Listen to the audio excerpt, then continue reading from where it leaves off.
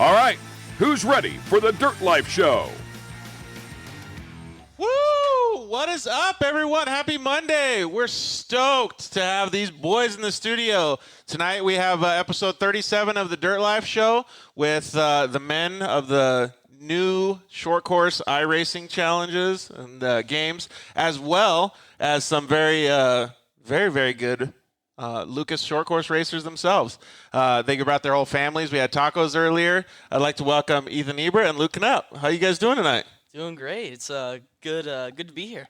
Yeah, it's pretty fun to be able to get out of the house right now, right? Oh yeah, during this quarantine, it's been kind of hard to keep active and just doing stuff. And I don't know. You guys been active with the iRacing stuff? Yeah, it's been awesome. We've been on it a lot. Wait, did you start to put that mic a little closer to you, bud? Did you guys start doing the iRacing stuff like way before it actually like started getting popular now? Yeah, I've had it for almost 2 years now. No way, really? Mm-hmm. Yeah. It's been legit for that long? Yeah. It's been out for like 10 years. Mm-hmm. Really? Yep. Dude, I feel like way behind the times now. I didn't even know it was out until like 4 weeks ago. Did your parents know all about it? No, just a little bit. Yeah, for I mine, brought him into it mainly though. Yeah, tell your dad is pretty cool. Yeah. Right on. Well, we'll get into your guys' stories in just a bit, but let's thank our sponsors. First, we want to thank everybody for joining us. We really appreciate all you guys so much. You guys are our lifeblood. Everybody in the audience, please comment in, ask questions to the boys. We're going to have their fathers on a little bit later in the show, so you can talk to all of us old farts, and we'll talk to the young guys right now. But we can't do it without you guys. We really do. You already got a comment saying we're old. We really are. So thanks, Brian, for commenting in. But yeah, please comment in. Join us in the conversation. Ask the kids questions. Even ask stuff like about the new iRacing stuff that we're going to talk about tonight. And also, thank you very much to all of our sponsors. We couldn't do the show without them or you guys in the audience. So thank you very much to the guys at Shock Therapy. You can always use the code DIRTLIFE over there at the Shock Therapy website, or you guys can give them a call. And all the guys know us over there. We're doing a video for the YXZ IQS system, and you can save yourself a whole bunch of money by using that code DIRTLIFE. Thank you guys at KMC Wheels. Ryan over there at KMC Wheels is definitely helping us out. He's a big supporter of the show. We love those guys over at KMC, so go buy some KMC Wheels if you guys get a chance. The Zollinger Racing Products, thank you very much to the guys at Zollinger. They are one of the biggest manufacturers of aftermarket UTV products as well as snowmobile products, and you can use the code DIRTLIFE to save yourself a whole bunch of money with the guys at Zollinger Racing Products. It's ZollingerRacingProducts.com, and follow them on social media at Zollinger Racing Products. Thank you very much to the guys at Rugged Radios. We just did a contest with those guys. I don't know what radios you guys use. Rugged? Yeah. Both of you guys? Yeah, see, Rugged killing it. So thank you guys at Rugged Radios. We really appreciate all their support. Use the code DIRTLIFE to save a whole bunch of money on the Rugged Radios that you guys need, especially during this quarantine. You can have some fun, and don't use your cell phone call on walkie-talkies because it's way more fun. And thank you guys at Solder Weld. We're going to give away a Solder Weld off-road repair kit either this week or next week, so pay attention to our social media, and you could win one of those bad boys. Those off-road repair kits are super cool. These guys know about desert racing, and they can repair your truck. They can bond metal for a lot of different things. So if you're anywhere out in the desert and you need to fix something, in the trail or on a race, whatever, you can use the Solder Weld off-road repair kit. So use the code DIRTLIFE at solderweld.com, and you can save a whole bunch of money on those kits as well. So before we get into your guys' stories, I don't know if you guys are very familiar with, like, old farts again. This theme of this show is old farts. But Marty Smith, he's an old motocross racer, and he was a champion back in the day. I actually went to some of his motocross schools, like to learn how to ride dirt bikes and stuff. Unfortunately, him and his wife passed away at the sand dunes, and I wanted to just kind of take a minute to say, that we really want, our condolences to go out to their family. And it just kind of goes back. I mean, you guys go to the sand dunes. You guys know what racing is all about. You really have to be careful. You really have to protect yourself and always be safe in a car anytime you're driving, right? Right. So, we just wanted to give Marty and his wife a shout out. So, another thing I wanted to ask was, did you guys hear, and your dad might have heard about this, do you guys know the UTV World Championship is going to be in Lake Havasu this year? Yeah, I saw that a couple days ago. Mm-hmm. Have you ever thought about maybe racing those races? I actually did a couple years ago, and the year before I raced the 170 in the UTV World Championship for Jimmy, and oh, really? I got second the first year, and then I won it the second year. Nice. That's cool. What about you? You ever think about maybe racing a UTV? Yeah, I think we're gonna get into that because just going after short course, and then we're gonna try to move on into desert as soon as we possibly can. That'll be pretty cool, huh? Mm-hmm. Yep. Yeah. That's just a whole like evolution, right? Right. Well, Luke's already got you one up, dude. He's already raced the UTV at the World Championship. Yeah.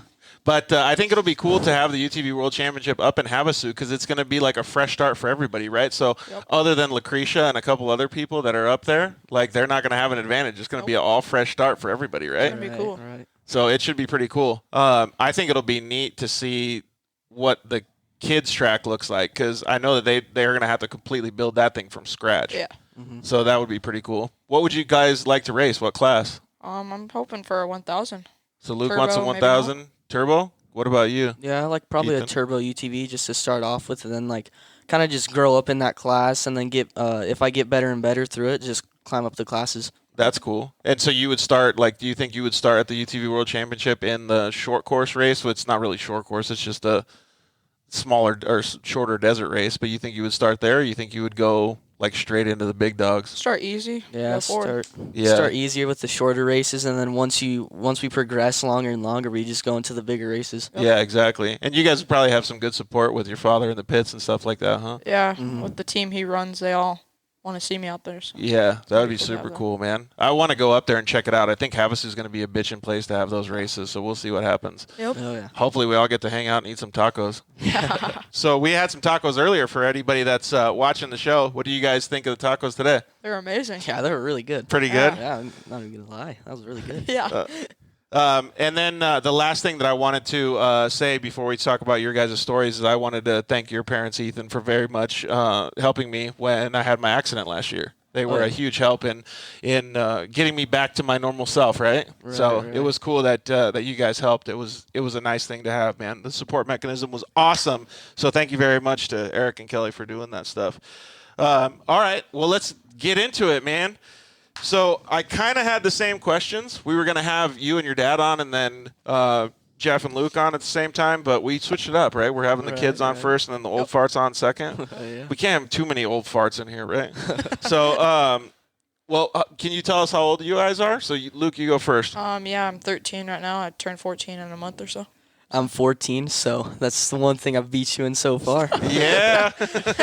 I'll take that small victory. Is that, well, since you said Beating me in that. iRacing right now. Yeah, that's pretty cool, huh? Mm-hmm. So, how has the competitiveness been since you guys have been kids? Like, you guys are always battling? Yeah. Yeah. We've always had a little fight against each Yeah, other. just a little good battles, clean. Try to keep it as clean as you You can. guys may not realize it at this point, but those types of battles and those types of competition growing up make you like your whole program and your whole career way better. Like we used to do that all the time in dirt bikes and stuff too. And if we didn't have that, we'd have been way slower. Oh yeah. Yeah. So it's cool to have that. And then, like you said, he's beating you in iRacing now. You probably want to come up and beat him. And then if you're beating him on the track in Lucas short course or whatever, then you probably want to get up there and. So who knows? Maybe it'll teeter-totter some more. Yeah. Oh yeah, it for surely has because I was like last season on the iRacing series. I was way back in the pack, kind of mid-pack, back in the pack, and he was always up front. And Luke was like, "Hey, well, because we did a practice race, and I kind of was like, really, I was getting faster and faster. And Luke was like, "Hey, man, I just want to help you out, give you a good setup, and let's be on the team." Yeah. And I was like, "Oh, for sure, man." Dude, and so that's he like gave me a unheard of. setup. Yeah, and he just gave me a setup, and we started doing so many practice laps. I think one of the practice sessions we had was like 100 laps together, just running laps, passing, and just working on stuff like that. Yeah. How it was- gnarly was team. that, running that many laps, though? Oh, it's crazy. Yeah, it takes a toll a little bit, but it's just getting way better and better and battling in the front of the pack instead of mid in the rear. Yeah, And well, he yeah. said it was kind of at the start of when coronavirus was coming up, and I knew racing was starting to go on a downhill, and iRacing was getting bigger and bigger, and I was like, oh, well, let's make a team. Let's get some sponsors in here, and I brought Ultra Wheels and a couple other sponsors. He brought some sponsors, and we made a pretty big team, and now we're 1 and 2 in the championship right now. Those- Like 70 people, I think. Yeah, well, you make it sound like it's so easy though. Like that's a pretty mature thing for kids to do is come up with all that stuff. Like, and that's probably going to help you guys huge in your racing programs, like your real off-road racing programs in the future too. And the amount of relationships that you can start because of that. Right. Just growing bigger and bigger, and like the best part is having people see you, because like With the Connor series, there's so many people watching now. I think there's like Is that the 2,000 iRacing series that you're talking about? Yeah, There's like last week there was 2,000 and something. 3.7K Yeah, views. for views, and who knows, that could be someone like the main company watching and saying Yeah. like, oh, these two are really progressing, and like just picking and choosing everybody who's like driving there, and then they can go back, look them up maybe on Instagram, Or and maybe then even just somebody see 'em. that never even watched a Lucas short course Oh, real yeah, race. for sure. That's Yeah. pretty crazy to think about. Hmm. That's pretty neat, though. And Yeah. that's good that you guys realize that stuff. Right. Yeah, we've had some new faces come in and talk to us actually about the iRacing thing. And Really? wanna Are get they involved. companies that you've already known about, or are they just like off-the-wall companies? Actually, the design company that's making our designs for the Pro 4, it's Sean Heck. He's Affordable Sign Company, I think. And he's a pretty small company out of San Diego, and he does amazing work for me and him. Like Oh, really? He Yeah. actually made me and him Pro 2 bodies for Jim Beaver's big race this Saturday. How Right. cool is And that? so, in Yeah. under 2 hours. So No way. Yeah, the work he does is really amazing. Like all the graphics and everything like that, it just looks amazing. Like you're going to hire him to do your real short course truck? Maybe we'll see, get some good designs going with him, but he does a really good job, and he's fast with it too. That's pretty So- rad, man. That's super, super cool. Well, so you guys have ambitions in iRacing. Obviously, you want to get better, and that's the topic of discussion for you guys lately. But let's go back a little bit and talk about how you guys even got into racing off-road. So, Luke, why don't you go first? Where did you start? Did you guys have like dirt bikes? Like, did your dad grow up in motorsports? my dad actually was racing 1600 cars back in the old days, and then my sister got involved, and I was always like her right hand man, if you could say, and I was trying to give her pointers and lines, and she would never listen to me. But finally one day he was like, "You should probably listen to him. He watches a lot of stuff." And so my first day out with my new car, and I just went right around her on the outside, and she was like, "What the heck?" Oh, really? Yeah. And so then I got involved, and it's been an awesome journey up to the mod cart now, and hopefully into a UTV next year. That's pretty cool. So did you have like before that, before you had that like opportunity to do that, did you like look at her and be like, "Oh, I want to do that. Like it looks super cool." Yeah. I think I was like 4 or 5. I was like, "Dad, when can I get involved in this?" And Oh, really? I That think young? at 6 or 7, he got me my first Junior 2, and I went out. I don't know what it was. It was like kind of like a little small thing inside of I think it was at the Arizona State Fair one time. It was like a little circle track around, and it was like the first time, my first ever race, and I pulled a 1. Really? Started on the pole. I led a bunch of laps, and then I got past, and I like ended up 7th, I think. It was an awesome experience, and then we've just, like I said, all the way up to mod Well, being a carts. little kid, you were probably just pumped to be in the car in Yeah. general, right? Yeah. Dang, that's pretty cool. And so for people that don't know who your dad is, maybe you can give a little bit of background on who he is and who he's some of the people that he's worked for and stuff. Yeah, he's Jeff Knupp. He works at his basically house now in the backyard, but he kind of works for me, I'd say. But he works for Luke Knupp Racing. He's a prep guy, and he works for Travis Williams Motorsports now. It's a big 6100 team. He actually won the Trophy Light Championship in Best in the Desert last year. Yeah, he's got a lot of accolades. Yeah, I think he won 5 out of the 7 races, had the points championship by, I think, over 100 points. It was just a dominating performance, and then now we sold the Trophy Light, and now we're in 6100, and he's kicking butt in that as well. Yeah, it's pretty cool. And so that's what kind of got you and your sister into it, right? Like dad was already into it and stuff like that. And that's kind of the way that, I grew up too. Like my parents were into going to the dunes and stuff like that. So what about you, Ethan? It's the craziest thing. I actually went to one of his races, and I saw him, and I was like, "Dad, I really want to do this." And then it was actually his dad that was able to give us one of his spare cars, and we started a race. And I think it was my first race. I maybe got 3rd, and I was hooked from there. That was a Junior 1 cart? Yeah, it was a JR1, I think and the I picture's just actually up here of him in it. I think Yeah, so. Yeah. podium. with your long hair. Yeah, that was crazy, but it's funny The how smile it on your all face leads back. kind of explains it all though in that Yeah. picture. So if you guys didn't see that picture, go check out our Instagram. You got some cool pictures of the guys up there. So did your dad do any motorsports or anything like that? He just grew up going to the sand dunes like your parents, like Yeah. you said. And he just grew up. He started in a tent, and he just grew up going there and just loving it. That's And super then cool. he took me to one of Luke's races, like I said, and he just got hooked from there. That's really So, neat. Yeah. Did you ask him to go to that race, or he just took you and you were like, sweet? Yeah, that's basically what I did. He was like, "Hey, we're gonna go to one of these races," and I was like, okay, like not knowing anything about like off-road, short course, or anything like that.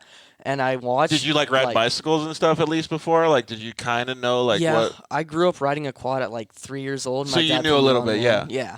But like when I went to watch, I was like, this is amazing. Like this is so cool. I want to Yep. get into it. And I was fortunate enough to be able to do it, and I was just amazed. I was like, no way. And I just been hooked ever since. And then like going in the mod, it's such a transition from each class. Like the J2 from the mod, it's so much of a different change because like you have to drive smooth with the JR2, Yeah. and you have to drive smooth with the mod, but you're going so much faster, shifting, pulling tear offs, and everything like that. It's just There's makes a it lot way going more on. Crazier. Oh, So yeah. I've always wanted to drive a mod cart. I'm a little bit big for the mod carts, but I've really always wanted to drive one just because I thought they were so like you're so busy in the driver's seat because you have so much going on. It's kind of like the way that the Yamahas are now with shifting and all that stuff. Right. So it's pretty cool. I've always thought that mod carts were awesome. One time before I even knew about like short course racing in general, I saw Jeremy McGrath get in a mod cart. Like they must have made it so his pedals were yeah. further, but he got in there and he was ripping, Yeah. like just totally ripping. Okay, so when you went to that first race, did you talk to Luke that first race? Did you guys become like instant best friends or no? I don't think so. Yeah. I just watched him and I was like, that's really cool. I don't think I ever talked to him until like JR2. I think is when really? I finally got involved with other people and stuff like that. Yeah, because it was Yeah. probably too much, like a lot to handle, like right when Yeah. you were getting into it. What did you think, Luke, when you were like, oh, I got a new competitor? It was actually a lot of fun because he was actually racing my backup cart. Oh, really? So I was telling him a lot of stuff about how to drive it and how to be smooth with your So hands. kind of like having a mentor, Yeah. a little bit. That's pretty neat. A young mentor. That's Yeah. I've never heard that, but that is awesome. How did that feel like being like having your protege coming up? Like, because now you guys battle all the time. Were you like at some point like, maybe I shouldn't have told him that secret line It's or the same that? thing in iRacing. Yeah. It's Really? the same thing. He took me under his wing and just taught me how to do everything. It's funny. But, That's yeah. pretty cool. Oh, and yeah. you're a little bit older than him, so one of these days you're gonna have to start teaching him some stuff too, right? Maybe. I mean, we'll find I out go to the sooner or sand later. dunes. Yeah, that's true. Oh, yeah, that's for sure. He's an expert in the sand. We know that. I saw you sail on a Can-Am, dude, last time Oh, you guys yeah. went. That's pretty cool. And we'll Right. have to ask your dad, like, you were sailing the Can-Am. Was he just sitting back at camp because he busted the car? Yeah, he has a really cool sand card that he's had for quite a bit of years, and he barely brings it out. One of the trips, it was just sitting in the trailer waiting to go out, and my dad is just like sitting at the camp now. Yeah. 'Cause, he told me it was so much crazier back in the day and going to the sand dunes. It was just crazy, partying till like 3 a.m., sleeping in until like 2 or 1. And he was like, yeah, you guys got the boring sand dunes now. I mean, there's no real parties because we go He's to not Buttercup. wrong, though. Yeah, he's not that wrong, but yeah, it's crazy because he just sits back and it's actually my mom's Can-Am, actually. Oh, really? Yeah. So mom And let you so- send it in her Can-Am? She's a little iffy about stuff. Like I'll do things that scare me, and I'm like, whoa, okay. Like I had someone sitting next to me. I think it was one of my cousins, and I jumped it off the comp hill, and the front end kind of dug to the sand a little bit and brought sand up. Like a and I was- sand wave? Yeah, and I was Yeah. like, oh. I was like, don't tell mom. Yeah. After that, I was If like, mom I didn't see, mean to don't do tell that. her. Yeah. Yep. We like going on what your dad was saying about the dunes. I actually went to the Cinders this weekend up in Flagstaff, which is a pretty cool riding area. I've never been up there, so it was fun. But we were talking about they didn't have like you're not allowed to start campfires right now for whatever reason. And we were talking about like back in the day when your dad was at the dunes, we used to start magnesium blocks, like engine blocks, on fire. And they were like a huge white blue flame. Oh, yeah. And you could light it at the hill, like at the bottom of the hill, like somebody bring one, and it would go like all night, maybe even to the next day, like depending on how good it was. And those were like the times that I remember, like as a little kid, like growing up, because I like saw these crazy flames and all this stuff. So like my parents got to live that same thing that your dad did. That's pretty awesome, dude. Yeah, he was talking to me about Sovi bombs. I've wanted to do one of those for so long. It's like a glass bottle that they stopped making, and you pour like race fuel in it. Yep. And you put it over the fire, and it just blows up a huge mushroom cloud. Yeah, it and does. I was supposed to do it for my 14th birthday, but he forgot to bring it. Oh, And so I was fail. and when he told me, he was like, "Oh, I was supposed to bring the Sovi bomb," and I was like, What? Because Dude. I was so mad. I was like, come on, the one time. You gotta try it one of these days though, I because will, it's pretty hopefully. awesome. Yeah. So the those things. Yeah. So we had Daniel commented and said those were the days. Next trip, and we also had Alfonso commented and said, "Don't tell mom." I wonder how many times you guys have said that, both of you. Oh yeah, quite a bit. So, what do you guys like to do, like, other than racing? Because obviously the iRacing thing is coming out, but like, are you guys able to social distance now, like on bicycles? Or you guys go out? Like, what are you guys into? Yeah, I'm kind of into like mountain biking. Well, I used to be really into it, but now I've fallen off for some reason. But I'm gonna get back into it, and it's just so much fun, like riding around with everybody. Cause we have a trail. We're so lucky to have a trail like right next to us where we live, so we can just ride out of the driveway and then go to the trail. And it's so much fun because it's like you got downhill part, you got an uphill part, and it's like sandy. Yeah. So it's like you have to really control your mind and stuff like that, and it just makes you better with reaction times and strengthens your arms, your It legs, really your does. core. It gives you a lot of cardio, all that stuff. What about you, Luke? What do you like doing? I did a little bit of football for my school. Never really, wasn't that good. Don't tell anyone. Yeah. Don't tell mom. But other than that, like, I ride my bike to school every day. I want to do mountain biking, like he said, but there's just nothing really around, and we can never find a time. We're always so busy with needing Yeah, to you go guys to don't have race. like driver's license to be able to go anywhere yet. So, but it's cool that you guys are like, when you guys get your driver's license, it's gonna be like so easy for you to drive because you guys have been doing it for so long. Yeah. Well, the reason I asked that question, like what else you guys like to do, is because the show's called The Dirt Life. And Right. it's pretty clear that you guys like spending time in the dirt when you're at the track racing, or when you're not at the track, you're iRacing in the dirt. Like, Right. so that's why I was asking, like, what other stuff you guys like to do. So what grades are you guys in then? I'm in 8th. Yeah, I'm in Same. 8th, going into freshman. Yeah. So what do you think about going to high school next year? It's going to be a weird change, but I'm ready for it. Are you going to have to go to a completely different school? Yeah. Yeah. But it's inside of my district, so. Oh, okay, And my cool. sister went to it, so. What about you? Yeah, Same it's thing? the same for me, and I get to get rides for my sister, so I don't have Oh, to go jackpot! on the bus. Yeah. That'll be pretty cool. But she said if I'm mean to her, then she's gonna start paying, or like I have to start paying for the rides. and, Really? yeah. So I'm trying to be as nice as I can. That's the way But to do it. Yeah. Yeah, she's gonna tell you you're being mean, even if you're being nice, just so you can get some extra cash. Oh, What yeah, about you? for Are you gonna be able to get a ride from your sister or no? She's actually going to be a freshman in college next year, which is going to be weird to see, but That'll actually be pretty cool, though. yeah.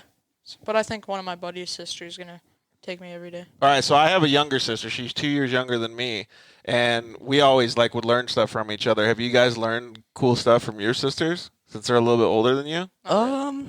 Yeah. So she was pretty small, and so we have a pool in our backyard, and so then there's a hot tub, and you can like jump off into the pool. She kind of like it taught me to don't freeze up when you're in the moment. So she was standing on ate the it? thing, right? Yeah. Oh yeah. She literally Oh, just great. the chin, just open, and I was like, okay. If Bella probably wants to shouldn't do defend that. herself, she's welcome to come in Oh, here yeah. and defend herself. But she kind of like tried to jump off backwards, like not even a backflip, just kind of like jump off backwards, do like a pencil kind of dive, and she just freaked out, and so she tried to go back in and just busted her chin. Dude, what it doesn't kill you makes you stronger, though. Yeah, I guess so. I mean, it was, That's pretty cool, though, that your sister's got guts to be able to do stuff like that. yeah. The only really thing I can remember from my sister was we used to have like razor scooter races on. I was actually telling him the story earlier. Oh yeah. We used to go off my concrete driveway and then we jumped onto a dirt road. Yeah? And so we were like going On the around. razor scooters, though? Isn't that gnarly on the dirt?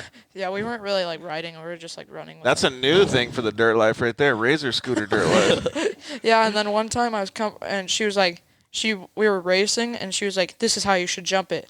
And then I jumped it, and a rock got stuck in my tire, and I did like a front flip Whoa. and landed all, and my knee was all cut open, and Well, I see you already got a cut on this knee, too. something weird, but the scar right here. That's the kids in the dirt life, dude. Yeah. We used to do that same stuff, man. Did you guys have to build, like, your own tracks and stuff like that? Like BMX jumps and stuff Oh, like yeah. that, too? But I was like, my parents were like, okay, you got to stop digging in dirt. So they got me these plastic ramps, Yep. and then I could jump on the plastic ramps. But you know those like Power Wheel cars, you know, the little ones. So I used to have one of those, and our driveway kind of like stoops down. And so my sister's older than me, and what I would do is I would go in and just yank the wheel this way, and it would just spin out. And because then they go got to plastic 360. tires, so you can yeah. So I was like, come on, Bella, let's do this. So she sat in the passenger seat, and we did it, and I rotated on her side, so we went like this, and there's like slits in the driveway, so we hit a slit, and we flipped over, and her head hit first, so it like pounced the car out, and it sat, and I was like, okay, so that's like the first flip I've been in a car. And I was like, wow, that's pretty fun. So I keep getting like a common like story or theme here going. Like your sister gets hurt a little bit. Yeah. Oh yeah. I think she's gonna have to like start driving, and then you're gonna have to start sitting passenger and see what happens. Yeah. But she's tall, so she's like pretty clumsy with what she does, and yeah. I'm telling you, man, you're not gonna. Tomorrow, you're gonna get it. Well, didn't she run into your house with her new car? Yeah, she actually. So she was backing up. That wasn't my story. Oh yeah. So but wait, she just got her driver's license, right? Yeah, it was like a little bit ago. And your dad told me this story, but I'd like to have our audience know what car did she pick to get for her first car? It was Chevy Malibu. Yeah. So that's pretty respectable, first of all, to get a good car like that. But she had an incident. Yeah. So. she's not very aware with like car judgment, like super. Like, you're super talking aware about of it. like speed and distance and yeah, space like kind of like how long and wide it is. So she was backing out of the garage, right? And apparently she was just off, and she turned a little bit too early and just scraped the side of the wall of the house. And I was like, how did you hit a house? And she was like, way to over-exaggerate it, bro. Yeah. But like, and then so after she did it, she was like, oh, she freaked out, went to her friend's house, and they tried to scrape it off and cover it as much as they could. But I saw There's it. no and I was covering like, something like that, yeah. dude. And the worst part was my parents were in Mexico. Oh, so great. they didn't know anything about it, and The first initial reaction she had was like, "Thank God they're in Mexico. Maybe I can fix this." Yeah. So I didn't say anything. I didn't say anything. She said it herself. All right, so good. I kept the good secret there. That's At least you have an honest sister, though. At least you got an honest sister. Yeah, She told yeah. mom and dad, so that's good. Well, that's good. Maybe since you're going to become a professional driver one of these days, maybe you could give her some tips, and she's been helping you. Yeah, for sure. So, you got any funny stories about your sister like that? She crashing into walls too? No, she hasn't crashed into a wall, but I know one time on the freeway, a tire fell off of someone's car, and she just rammed it, and there's a big tire mark on the front of her car now. Oh, dang. That's actually happened to me, too. I would like to consider myself a decent driver, but in that situation, I felt hopeless. Like, I had like a little Volkswagen Golf, like, I don't know, cool kid car at the time, right? And then this semi-truck tire just landed right in front of me. And no joke, like the car was only probably 4 inches off the ground. Like it was just a low car. Yeah. And it sent the whole car, like we were doing like 75, 80 miles an hour. It sent the car like probably, I don't know how the distance was, but when you're going 80 miles an hour, it's got to be like 100 feet. But you're only like this high off the ground, and you're like sideways, like whipped, like in your mod car. Like, yeah, like you that. came off like on a wet track or something. It's sketchy, dude. So kudos to your sister for holding on to that bad boy. That's pretty. She's a sketchy driver. She goes a little fast. You guys are both gonna get it tomorrow, dude. Talk crap about your sisters. Well, we got Brian Hawkins said, "I want to motorized Power Wheels too." Yeah. I remember those days. Those are some fun days. They are. Have you seen when like Nitro Circus, like Travis Pastrana and his crew, they take the engines out of them and they just go like busting down a huge hill? I don't know how that would be like comfortable, because when you land, it's probably just plastic. I don't think they care if they're comfy. I think they just want to beat each other. They land and it's crazy. Because I actually went to one of them live, and I was just looking at them like, how can you do that? Oh, you're talking about like on the ramps and stuff. Yeah. I'm talking about like down a dirt hill. I saw they line those up a ones bunch too. of dudes and they go bananas, like ramming into each other, flipping, like. Yeah, like that's crazy. Well, I remember, I don't know if you know who Attain Media, or it used to be Attain Media. Now it's Bryant Lambert Productions, I think. Yep, Bryant's awesome, dude. Yeah, and I think it was like Ronnie Anderson, Miles Cheek, Brock Hager, Brock Dickerson, Elliott Watson. They were all like at an asphalt downhill section, and they were going into corners, throwing it in, and then like a wheel would fall off, and they just went flipping, like barrel rolling. I would was wear like crazy. football pads or something. Yeah, something to protect. So there you go. Like you guys could team up because he's already done football, and then you know the Power Wheels, so you guys could put it all together and like get a Oh, really yeah, good make like Yeah. the perfect car. downhill Power Wheels racing. That'd be Yeah. pretty fun. That would be Lethal pretty Power fun. Wheels. Team just going lethal Power Yeah. Wheels. Get a sponsor by Power Wheels, Yeah, right? put them on the side of the car if you want Yeah. prizes. Top 3 go Power to the Wheel name. sponsor. Yes, that would be amazing. That would be pretty cool because then you could dress up your mod card says Power Wheels Oh, too. That'd be yeah. awesome. That would be That pretty cool. pretty cool. All right, so let's take a step back real quick then. So where did you grow up at, Luke? I think it was Buckeye, where my dad grew up Yeah. for a couple of years, and then I moved. What? Oh, that too. In Litchfield Park, yeah. Yeah. So both of those are like Phoenix, Arizona kind of area. And then Ethan, you grew up down in Tucson. Mm-hmm. Yeah. So both of those are places that are super hot, but they go back to kind of what we talked about before, kind of growing up in the dirt, right? Because you're not growing up at the beach like if you lived in Newport or Huntington or something, Right. right? So you're the way that you grow up is different. You know, you don't go surfing. You may go skating a little bit, but you might do traditional sports like Luke did with the football, or you go mountain biking and stuff like that. So do you guys think, like, when you go to like Newport or the beach or anything, do you guys think different? Like, you really enjoy doing that stuff, or are you happy with the stuff that you grew up doing?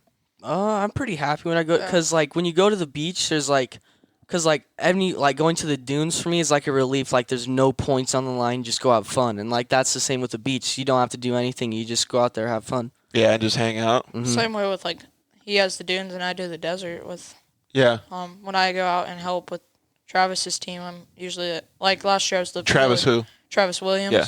He owns Diamondback Materials, one of my newer sponsors. Cool. And now I was last year. as- What team is that you help? Is it a 6100 team? It's a 6100 team now. Last year's Trophy Light, Cool. and I was the fueler last year, and now it's like you have a pressurized system, and it's like scary. So Yeah. so I'm the jack guy this year. So it's Well, cool. we're going to get into a little bit of that stuff, but that's really cool that you guys are getting those experiences. I know that you got an experience to come out and, you know, help with some desert stuff or, you know, participate in that stuff. I think those are very, very valuable experiences, not just because you're learning something new, is because you guys as racers, when you start doing that and getting behind the driver's seat, you'll have respect and understand what everything is happening behind the scenes, right? Yep. Right. Yeah. So, all right. Well, let's take another step back and talk about school, because that's pretty important. We talk about being professional racers. It's all cool and everything, but school is like the baseline for everything, right? Like Right. me, when I grew up racing or grew up, I was going to school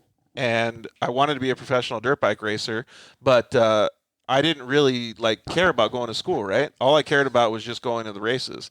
Well, I did well enough in school to make sure that I kept up my grades and I did all the things that needed to be Yep. done. But when I got hurt, then I was like, oh crap, what do I do now? Like I don't have Right. anything to fall back on, right?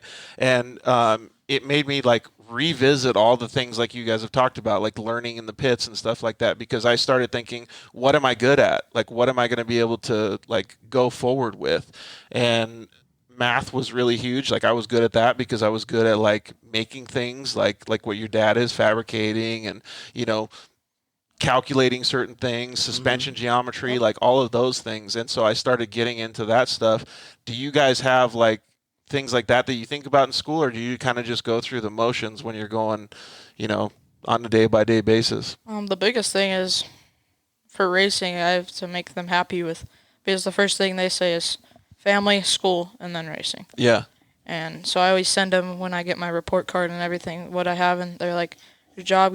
Or you might not get as much money this month because like I wasn't doing as good in grades, but like you said, you were good in math. I'm really good in science. Like I kind of want to cool. do good in science, and so that's something I would do. Do you guys have like a backup plan too? Since you're talking right now, Luke, if you decided not to become a racer or you just didn't want to do it or whatever happened, what would you do something like besides racing? I haven't really like, looked at anything, but like I said, science would be like a scientist or something like that. That would be really cool. Dude, you should figure out a freaking killer for this coronavirus. Help us out a little bit here. Yeah. What about you, Ethan?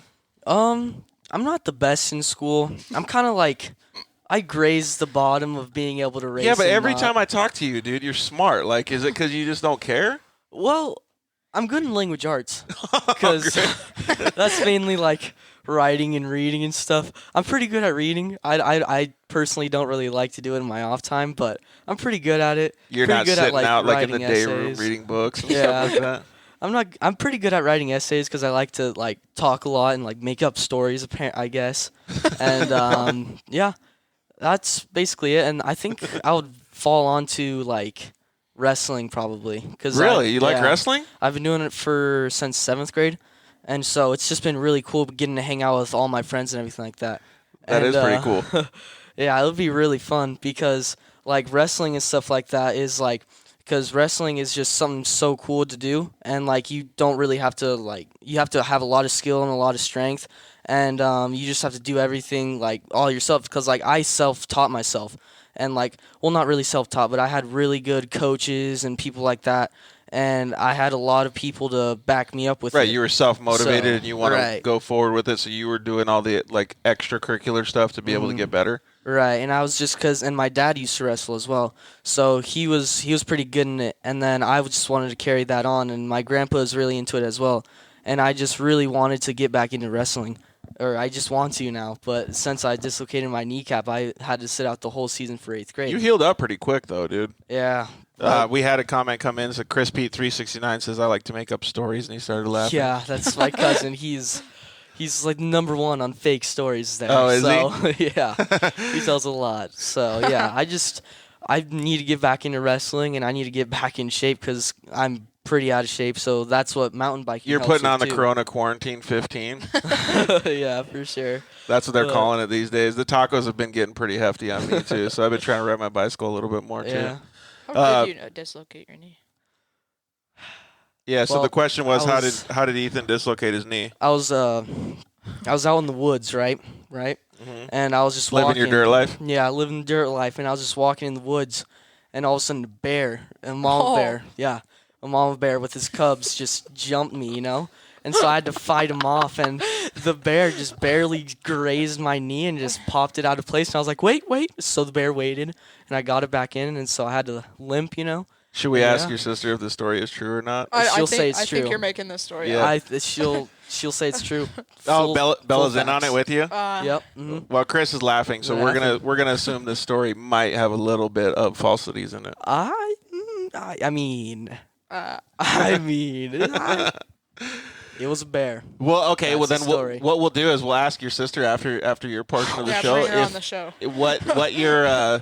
what your portion, like what you do when you tell a fib. Like, do you like twitch your left Oh, eye or I like you suck at smile? lying. Like I've tried to like lie to my parents, like because like I'll do something bad and I'm like, oh, I didn't mean to do that, and so like, or some. Is it considered lying when you don't tell on your sister then, or is that like you don't say anything to your parents about crashing into a garage?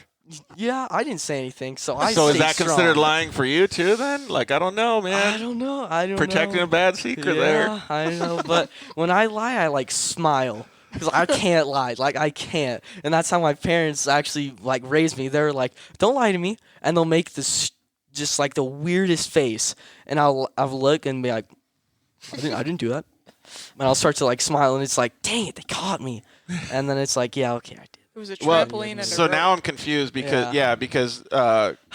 Chris said it was a trampoline and a rope. So Yeah. I don't know because he said he was good at telling stories. You're good at telling stories. Now I don't know whose story to Yeah. believe here. Yeah, I think Like he's it's lying. just mass confusion on the show I actually tonight. think it was the bear. Yeah? I think he was a bear too. Yeah. Yeah, I'm believing the bear. Dude, It was a bear. I should hire you to like write a little bit of stories for all the times that I get hurt, and you can Oh, yeah. make it like sound Sure. really, really Yeah. cool. Like instead of like Evil Knievel jumping over like some Right. crazy thing, it was George. George did it. Yeah, he actually did that. He was actually on the back and just doing a Superman jump like Yeah. that. and Push just, Evil Knievel off the bike. Yeah. Yeah, with his cape and everything. Yeah. Yeah, and then a killer whale jumped out of the ocean and just hit him, and it was crazy. I'm liking where this is going.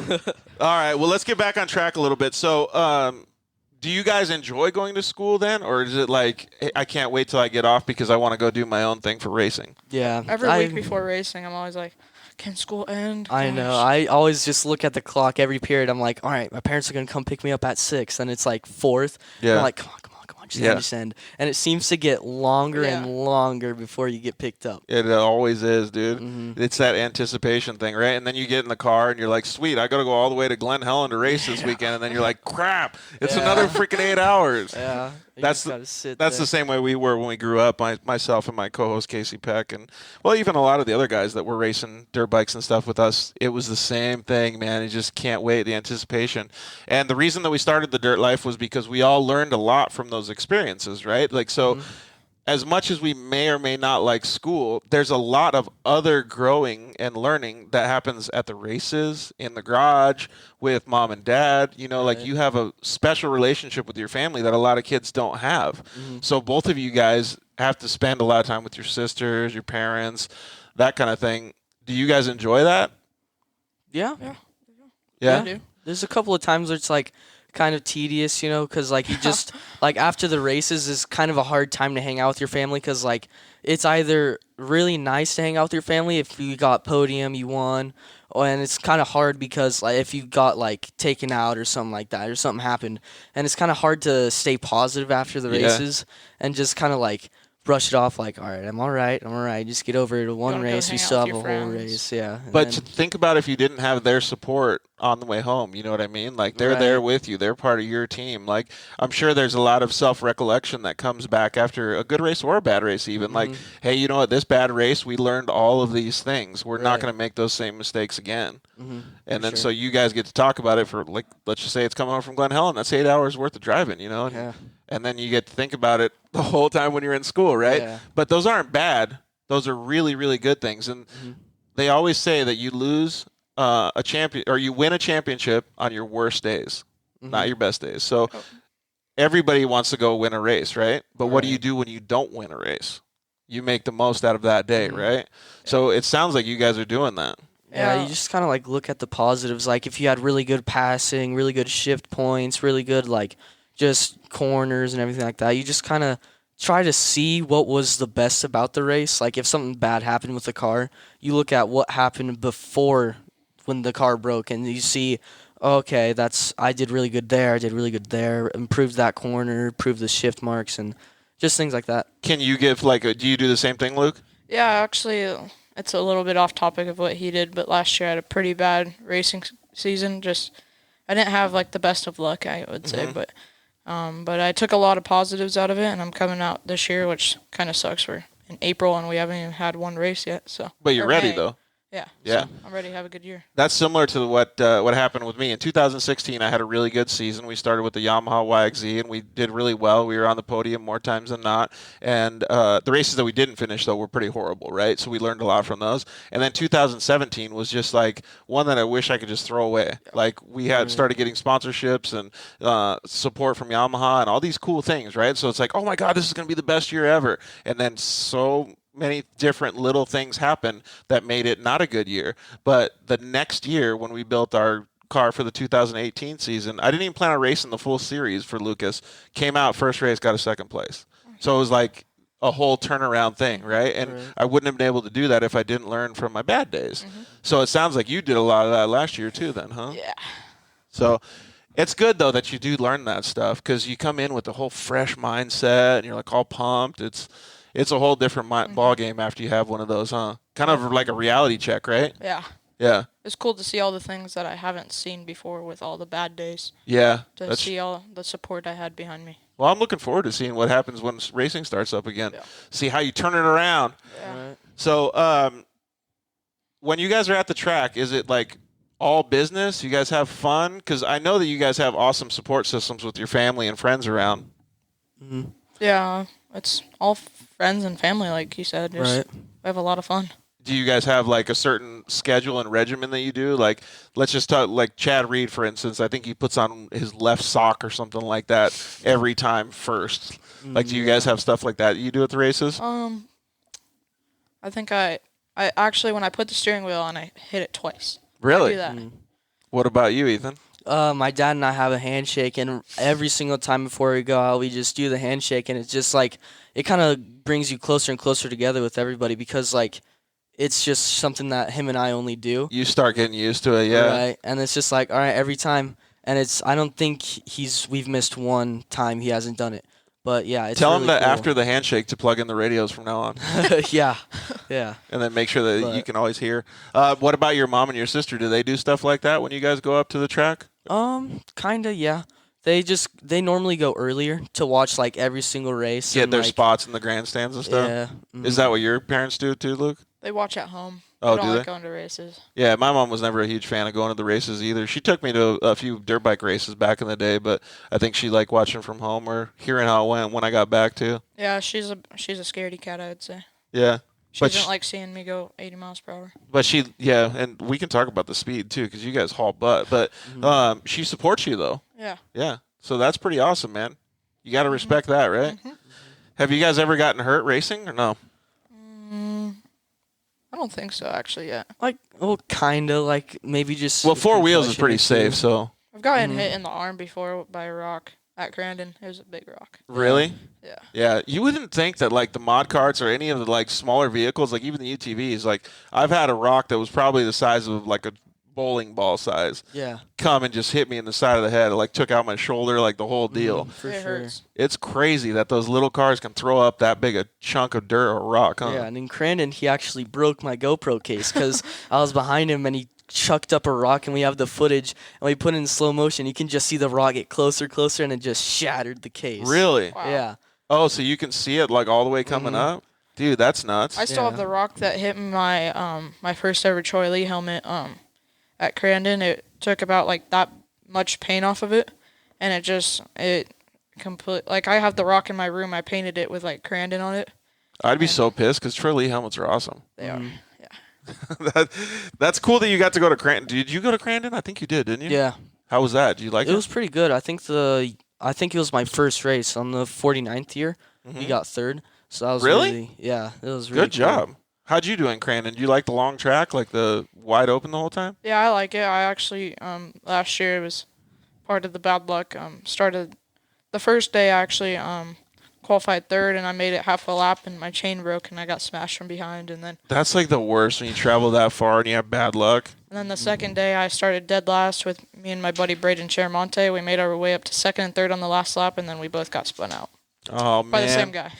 No way. Yeah, it sucks. Was he just out there like pushing people around? Oh no, we've had some tangles up, me and the guys. Yeah. We don't have to Okay. name names on this show. Yeah. Because then we'll all get mad at them. We got your whole family here. We don't want everybody to get, well, especially the sisters. They're going to get too pissed, right? Yeah, especially Bella. Oh, Uh-oh. for sure. We got the killer. Yeah, she's mean. No, she was actually she had a thing with him. Uh-oh. Bringing it up. That wasn't me. She's outside the studio. Wasn't me. She's outside the studio shaking her head. So Oh yeah. we'll have to see how this goes. Maybe this will be the snippet that we cut out of the Yeah, show. they actually stopped for a little bit, and then they started picking it back up again. Ah. Round two. Yeah. Going for a second lap around the track. Dude, she's about to come in and kill you Yeah, guys. she hit me so hard, there was a red mark on my back from her hand. You could see her handprint on my back. She slaps like this, and it hurts. She comes around with the force. And And you guys just, didn't learn your lesson? You're still talking crap about her? Yeah. Yeah. You guys can't see it, but she's pissed over Yeah, it. Yeah, she's really pissed. She's like this. She's trying to. She's gonna choke me out after And the you know, show, she has so. your phone, so she can post all kinds of crap on your Instagram Oh, page No, right I now, have right? my phone just Oh, to you make do? sure, so she doesn't Okay. do that. But yeah, she's scary when she's mad. Like, it's terrifying. It's like some just big, like it's like a UFC fighter coming at you with just coming out like wah, like doing that, and it's scary. Well, 'cause at least it's- you're learning like what can happen in the future. Yeah. Be careful. Every night when he's on iRacing with me, she's always messing around with him, and he's like, "Stop!" Yeah. And he was like, "I'll get a knife." Yeah, she's so mean to me, man. She's so mean. I have to protect myself. So since they're laughing, I think they can hear it through the microphones. We had a comment come in and said that laughing through the peanut gallery. Go get him, Bella.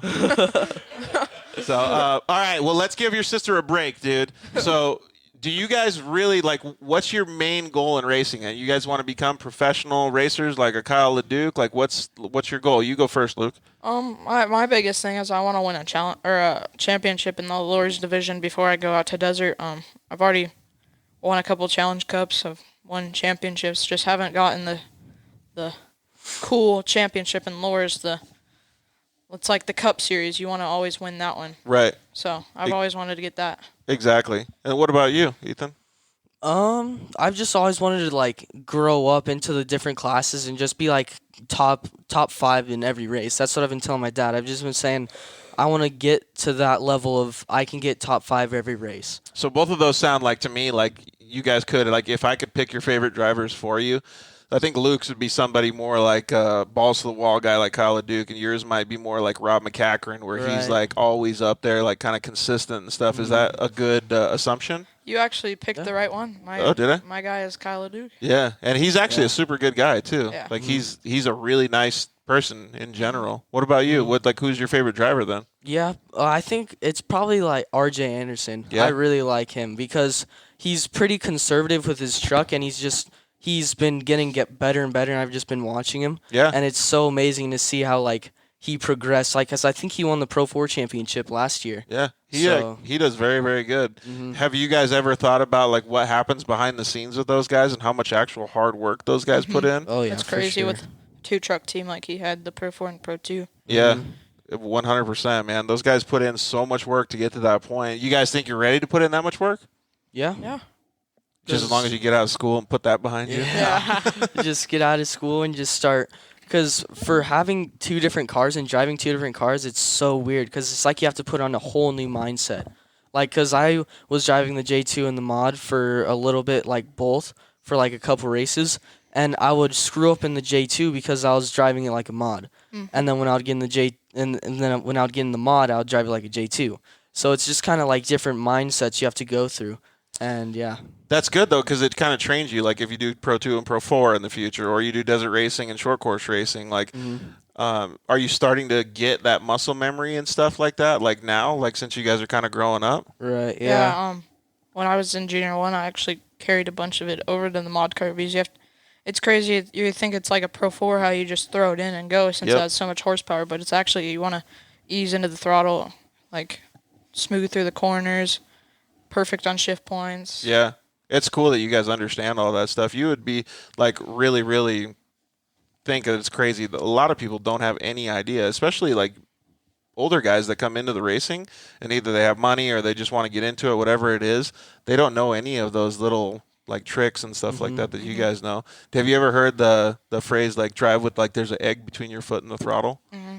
Yeah, like that's pretty important. And you see like a lot of guys at the dunes that just go like ham. Oh yeah, they just They have send it no straight clue. up. Yeah.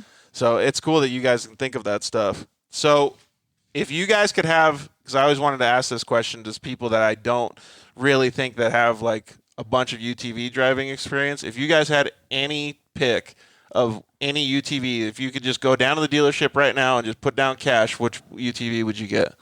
Probably the brand new Polaris XP Pro or whatever it is. That's what you're going with? Yeah. Is that, do they have a 4-seater or is it just 2-seater? I would do the 2-seater. They You're have a going 2-seater? 4-seater of it, but I would do the 2-seater. What about you, Ethan? I think I would do the Can-Am because just getting used to driving my mom's. You're probably going to have to get it to give it back to your mom after you break her. Yeah, but it's just like because I like the Can-Am because when you go out of the corners, especially in the dunes and 4-wheel drive, it just hooks up and it goes straight out from the corners. Yeah. And I've actually never drove one of the new Polaris ones, so I wouldn't know like the difference. But yeah, I just really like the Can-Am because you sit lower. Yeah. So it doesn't feel like you're kind of sitting over the car, but you sit lower, and I like that about the Can-Am. Yeah. Both of those are super cool. Well, I got to drive a turbo YXZ this past weekend, and that thing was pretty fun. But I still like my favorite one is still my Unicorn, man. Yeah. Yep. She's a good car. But I think if I was going to go actually buy a new UTV, I don't like CVTs, which is the belt drive, so I would probably get a Honda. And I think I might even get a 4-seater too and just put a turbo on it. Yeah. Yeah, my good buddy Elliot Watson actually is on the Honda team, and I've been, hey, when are you gonna let me drive it? Yeah. Cruise It's out there, or even just take you for a ride, right? Yeah. So do they have turbos on those cars too? I think so. Yeah, the cars do have turbo kits on it. Dude, tell me when you're gonna go. I'll go with you. All right, for sure. We'll just go and hang out. That'll be fun.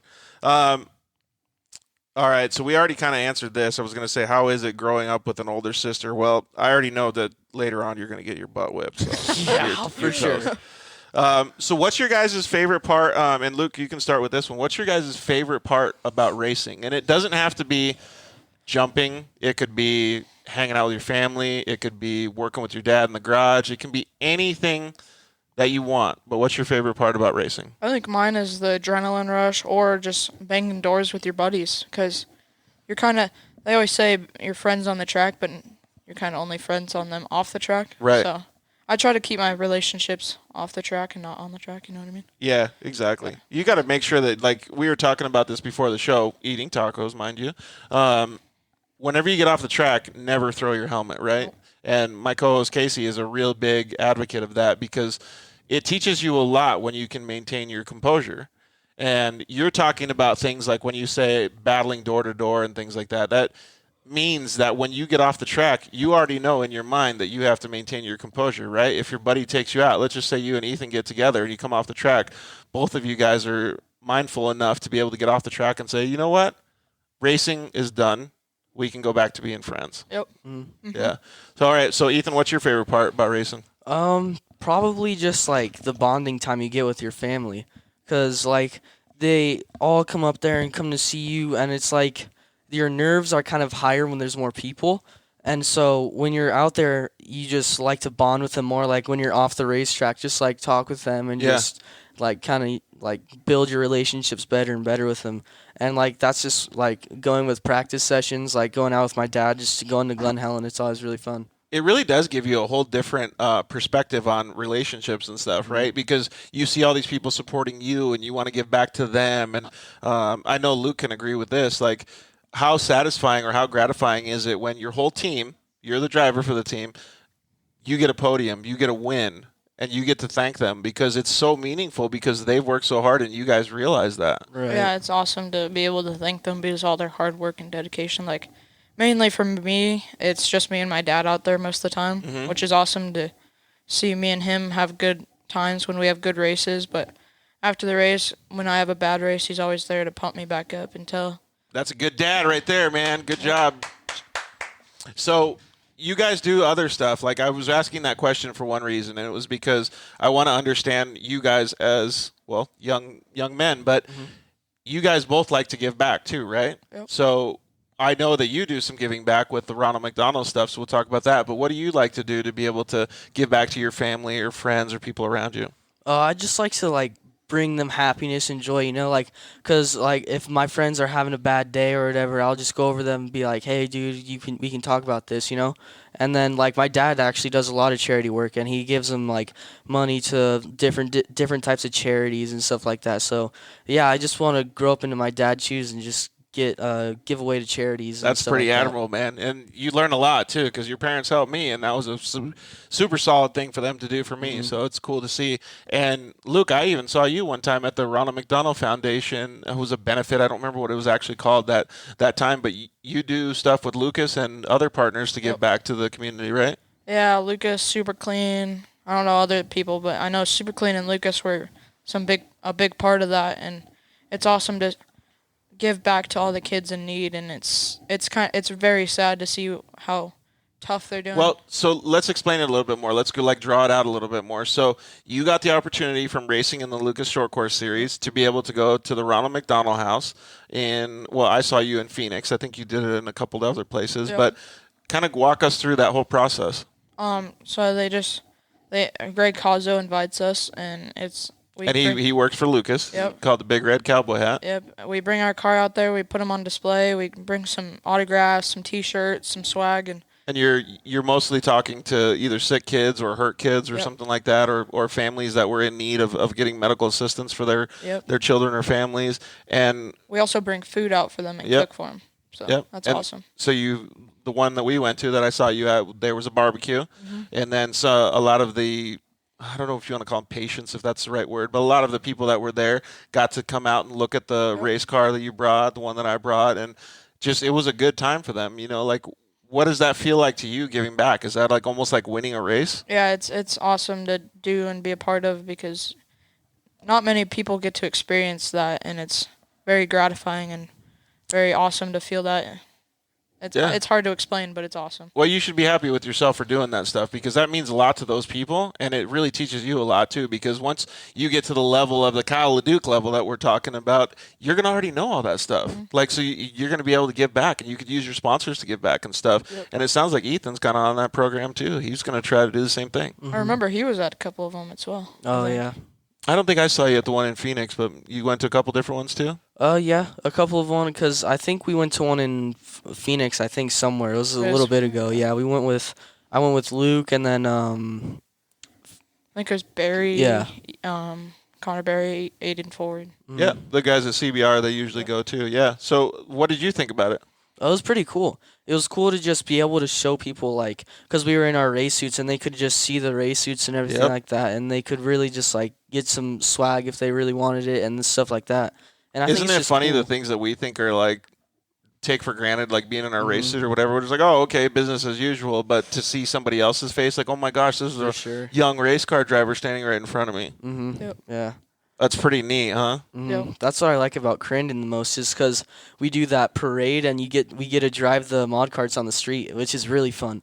Yeah. And, how was that parade thing? That was It's really awesome. cool because they line you up by like I think class by class, so it was like the mods and then went up from there. And- Instagram stories for days. yeah, basically, and it was really cool, like edits and stuff like that people did, and it's really cool to see like all the younger fans kind of come in and see the car and like, wow, that one's really cool, or wow, that's cool as well, and yeah, it's just really cool to see all the smiles on people's faces. You give autographs and stuff, like bracelets, koozies, and stuff like that, and yeah, it's really cool. in So Crandon. that's probably one of the things that you guys will look forward to if you ever do get big time in the desert racing stuff is going down to Mexico and hanging out with all the fans and stuff Yep. like that too, huh? For sure. Those would be so cool. I've never been to Crandon, but I've always wanted to go. Maybe I'll hitch a ride with you guys one of these years. Yeah, for sure. It's awesome. Are they going to have it this year, do you know? Yeah, they're gonna have it. I'm pretty sure Crandon and Bark River, the races are for sure going on still. So But like later in the year or something? pretty sure, yeah. Yeah. I know I'm most likely going. So. Dude, that'll be pretty cool, man.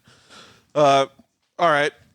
So what time is it? 7 o'clock. So we're going to get your dads on in just a little bit here. So we already asked about how it was growing up with an older sister. I think the next thing that we're going to ask for both of you guys is what does the future hold for you guys? I know that the coronavirus has kind of slowed things down a little bit. Like, you obviously have your goals for this year to kick some butt. But maybe give me two answers. Like, Luke, you can start.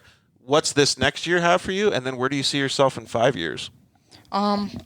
This year I'm hoping to continue with mod cart until the end of the year, and we're gonna sell it and try to get a Razor and be a part of the. Do you have any specific things that, like, milestones during the year that you want to accomplish? Yeah, I want to win Crandon. That's my biggest goal this year is Crandon, and hopefully get the Lures Championship. But I know he's gonna make it hard for me. So. Yeah, heck yeah. Well, that's good that you guys are going to battle, though. What about 5 years from now? Where do you see yourself? Hopefully in a 6100 and maybe a trophy truck. That's one of my big goals. So you want to, like, maybe graduate from the Lucas Series into some of the best in the desert or score stuff? Yep. That'd be pretty cool, man. And you got a dad that's on board with you if you guys can get some sponsors and stuff, huh? Yep. Sweet, dude. I see your dad shaking his head over there. All right, Ethan, next. I just want to set my goals to. I just want to win a championship. You know, 'cause I just want to win the nationals championship, and I know that's like really hard to ask for, but it's just you got to put in all the work and just like putting in the work to the car, putting the work to driving, studying the car, and everything like that. And that's just what I want to do. I just want to get the championship. Yeah, so it sounds like you got a really like a more calculated plan, like to be able to do that. That's It's neat to see the way that your guys' minds are a little bit different and how you operate a little bit different. I think that both of you guys working together, like, it's really like elevating both your guys' game. That's pretty cool. What about 5 years from now, Ethan? I want to be probably like he said in the desert or in a like trophy truck, and I eventually want to be able to be lucky enough to do a Dakar race actually. That would be pretty cool. Yeah, but it takes a toll on you, it seems, because it's so long traveling from far, and like you just have to be able to get there with sponsors and people knowing you. It really is. It's so expensive. And you know what I learned last week from Sarah Price that was on the show last week? It's called Dakar. Oh, okay. Yeah, I always said Dakar too, but it's called Dakar. Oh. So now I know that. Now we all know how to pronounce it right. Yeah. Thank you, Sarah, for telling us. I appreciate it. Yeah. And then, and then obviously I know that you guys want to thank your family and stuff, but who do you guys want to thank before we get the dads on the line? One of my main sponsors, or my actual title sponsor, Ultra Wheels. They've been with me a long time. So, Ultra Wheels, Rigid Industries, Lucas Oil Products, Super Clean, Impact Race Gear, Diamondback Materials, HJC Helmets, Rod End Supply, and everyone else. Okay. Well, I actually have one more question, but you thank who you want to thank right now, too. I want to thank just Vision X. I want to thank Extreme Machine for just backing me up through the whole series. And I want to thank Puffin for making the T-shirts, Element 7 for such a great wrap job and everything, and just everyone. Your all car the does fans. look pretty sick. Both of your cars look yeah. sick, dude. Mm-hmm. That's See some of the my new favorite one ones. for sure. Yeah, I can't wait to see that. Mm-hmm. So, oh, sorry, I didn't mean to interrupt you. Just all the fans and everything like that. Yeah, just that's cool. supporting. It's good that you guys have such a well-rounded understanding of who's out there. So we kind of talked a little bit about the iRacing stuff, but I'm really interested in this. And I talked to your parents, and I think I might actually come over to your house, Ethan, this week and check it out. So what's a good day to come over there? Probably this Wednesday, because I think we're gonna have a series race up. So Okay. that should be cool. Yeah. Okay, cool. So what do you guys do for the whole thing? Because I would like to see if I could get in and drive it, but you could just put me on the practice track kind of thing. But can you do that, or do you use it all in full tilt iRacing? You can just, because what Luke and I do is he'll set up a session, and it's just for a practice session for an hour or two, and we'll just go run laps, and I can just set you up on that, and it works really well, because sometimes I'll just hop on and just get some Oh, practice I could laps drive down. with him then too? Yeah. Mm-hmm. That would be pretty cool. Yeah. I don't want to interrupt your race day though. Mm-mm. Dude, that would be pretty sweet, man. I'd be Yeah. super into that. Well, thank you guys very much for inviting me over and trying to some iRacing with you guys. I think that'll be a cool thing for me to do. Maybe it'll even teach my eyes to work a little bit better, huh? Go all crazy on the computer. Do you guys wear the goggles, or is it the screens? I have the goggles is what It's I hard to use. see. Yeah, I had him on it a little bit earlier before he went here, and he was overcorrecting like this, and it took me With a full the goggles? season. Yeah. With the VR. Oh, so Luke, you like using the screens, Mm-hmm. I'm more of Is a it more? screen guy. Is that more like a windshield, Yeah. a normal driving You cockpit? can see all Yeah. the way around. Because I've seen a bunch of dudes using the goggles. Mm-hmm. And it's pretty cool with those because you can actually turn to your left, turn to your right for Get out to of the see car. people. Yeah. And Oh, you can, really? Actually see people really cool. Yeah. Oh, that's pretty cool. Mm-hmm. I'd like to try both of those things. Well, thank you guys very much. You guys have anybody else that you'd like to thank? I know that you guys are both very, very thankful for your sisters. Yeah. For sure. Yeah. That didn't sound like you were very thankful. Well, thank you very much to your family for bringing you guys down and talking on the show and stuff like that and hanging out. It was really, really cool. And we hope that racing gets back together pretty quick here so that we can all start hanging out at the track instead of in the studio, right? Right. And for all you guys watching, go follow Lethal Esports on Instagram. Yep. That is. Yeah. Say it a little louder. Lethal Esports, and then an underscore after it. All right, so go check it out.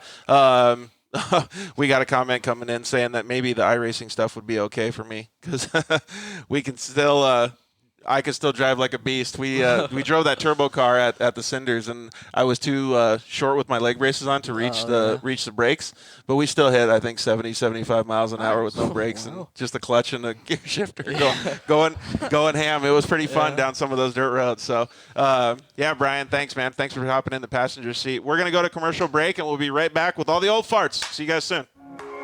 Zollinger Racing builds the best aftermarket products available. Products for your UTV or snowmobile, including billet radius rods, billet tie rods, billet steering knuckles, billet steering racks, alternator kits, and much more.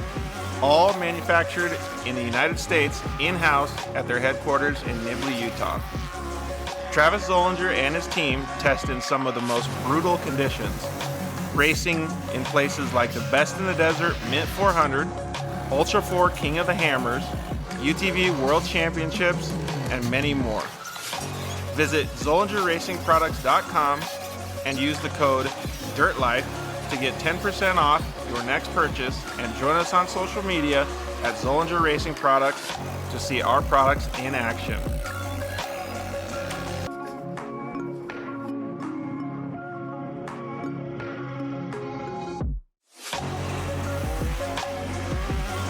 Zollinger Racing, the best products, period.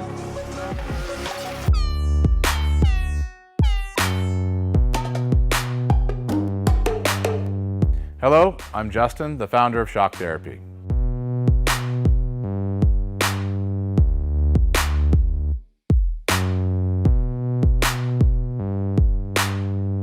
Shock Therapy has been around for 5 years, but we have personally been tuning suspension on off-road cars and race vehicles for over 25 years. We tune between 10 and 15 cars per day, every single day of the week. Our concentration is tuning shock systems and supplying components that improve the ride quality of your car in many ways. Not only do we work on the average UTV, but we also tune suspension for race teams and professional drivers.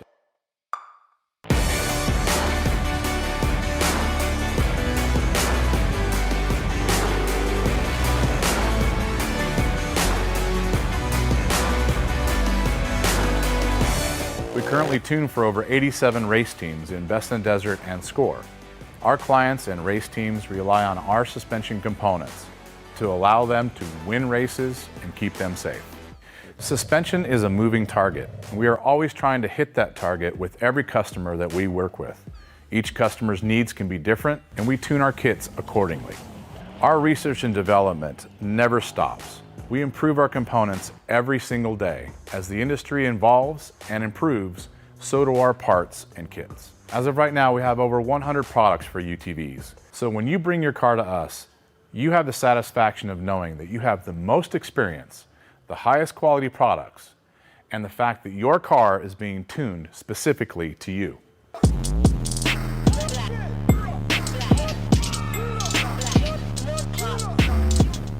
Yeah, finally, we got Lance from Solderweld in the studio. Thanks for coming down, bud. Hey, why don't we just record a commercial now? Yeah, why not? So good to be here, man. It's been a lot. I've been trying to get down here forever, and I wanted to talk about the off-road kit. Dude, I love those things. I got it in my pack. Yeah, we're running hundreds of vehicles now running them, whether it's a UTV or some guy's got it in a backpack on his motocross. He's got everything he needs to make a fix right there on the fly, out on the trail, or in the desert, whatever it is. Well, since I've already used one, I kind of know what to use it for, but explain what it does. All right, so let's pull one out real quick. You've got your aluminum rods. Remember, they're rods, right? So, light torch, small torch. You can throw it in there or throw it on the rig with your flux. It decontaminates and cleans like, let's say, a radiator. You get a random rock chip runs through as you're racing. You get a rock chip in a radiator. You got to fix it right there or you're out of the race. You can patch it up. You can patch it up. It's all good to go. Yep, just like welding. Yeah, also as well with that, you've got a brake line fix. So with your flux, you can fix a brake line, stainless steel, and then your hot block, heat absorption putty. So it keeps you from getting burned, number one, as well as keeps the heat from traveling. So it's really nice. I've used this not even to fix anything, so that stuff works so good, man. Listen, it's easy. It straps in nicely so that you have everything you need in one little place, and you don't have to carry a big bag in it's the like a first truck. aid kit for your vehicle. Yeah, Chase trucks have it as well, so that if they need to make a fix on the fly, they can get it done and get it done quick and get you back in the race. Dude, those things are so cool. All right, so it's at Solderweld on Instagram, Facebook, and solderweld.com. Awesome. All right, thanks, bud. Appreciate it.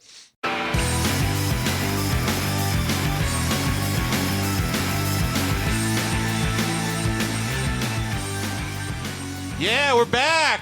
Yeah. And, well, I guess we're the old farts now since we got the young kids gone, right? Well, we're the old farts. Yeah. You're the... Well, I'm right there with you guys. But so we have both Luke and Ethan's dads in the studio. Thank you very much, Eric, for bringing the kids. Thank you very much, Jeff, for driving all the way down. No problem. Really appreciate definitely you. down here. It's totally different than Phoenix, Arizona, right? Yes. I don't know what it is about the drive to Tucson. I've just never been a fan. Yeah. It's like traffic's always crazy and it's always the worst coming from like the whole from Chandler to Casaran is like I hate that drive. Absolutely. Man. I agree. So I heard that they just couldn't get the lanes to open up because the reservation wasn't allowing them to open it up. But well, that's besides the point. I just wanted to thank you guys for bringing the kids in. Obviously, thank Kelly for coming down. And I told the kids, and I don't know if you heard when you guys were listening, but thank you very much for all the help that you guys gave me during my time of need last year. This is super cool that you guys stepped in and helped us out, man. My family is always grateful for that stuff, so we really appreciate it. The kids talked a little bit about you guys growing up, kind of teaching them a little bit of the dirt life stuff, but let's start with you, Jeff. You grew up in the motorsports stuff, right? Yes, pretty much from day one. I grew up in Buckeye, Arizona. ACP. Yeah, that was not there. Yeah. Nothing was there. I grew up real close to Ed and Barbara Beard from Beard Super Seats. Okay. My mom actually worked there, so I kind of got into the off-road stuff. My dad had a Volkswagen repair shop and did a lot of Volkswagen stuff. Just kind of fell in love with the off-road thing and raced quads a little bit, raced a Honda Odyssey. Ooh, nice. The first UTV. Yeah, baby. Adjust your suspension by air pressure. The bigger the tires, the more cushion. Absolutely. That's probably why my back's so jacked up. And then started in class 9 riding with my dad. Then I got to drive, and I got to drive a car, somebody's 10 car at one point, and just kind of built up. And a friend of mine built a 1600 car, and I raced with him, and that's when I really this is what I like to do. And yeah. really loved that class. And I knew Rick and Jeff Geiser from back in childhood. And once I got old enough, I started working for Rick. And that was about the time they got their shop, the first shop up on Lone Cactus, before they even thought about building a trophy truck. Yep. And it was just all buggies and stuff. And we did that. Back then it was really all buggies. Yeah. I mean, Geisers had no trucks in their shop. It was all buggies. And then they finally, I think it was a Vidoslas actually had them build their first trophy truck. And they built the 8 truck. That was it should have been a trophy truck, but that started the whole thing. And that's super cool. It's nice to hear the backstory on all that stuff, because I grew up racing dirt bikes. So when I hear all this new off-road stuff in my head and hear the backstories and how things were invented and how things came to be, it's really, really interesting to me. I actually want to do a Dirt Life show, and maybe you could be a part of it too, is talking about the evolution of the off-road industry, because even before that, racing VW bugs around the, all kinds of crazy stuff.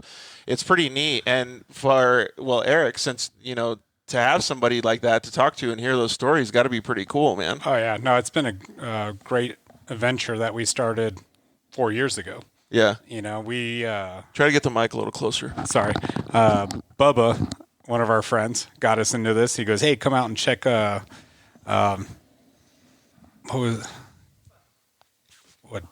Oh, one of your guys' friends to go check out one of the Lucas races? Lucas races. And sorry, but we met Jeff, and he's like, "Hey, dude, I got a cart for sale." And I'm like, "All right."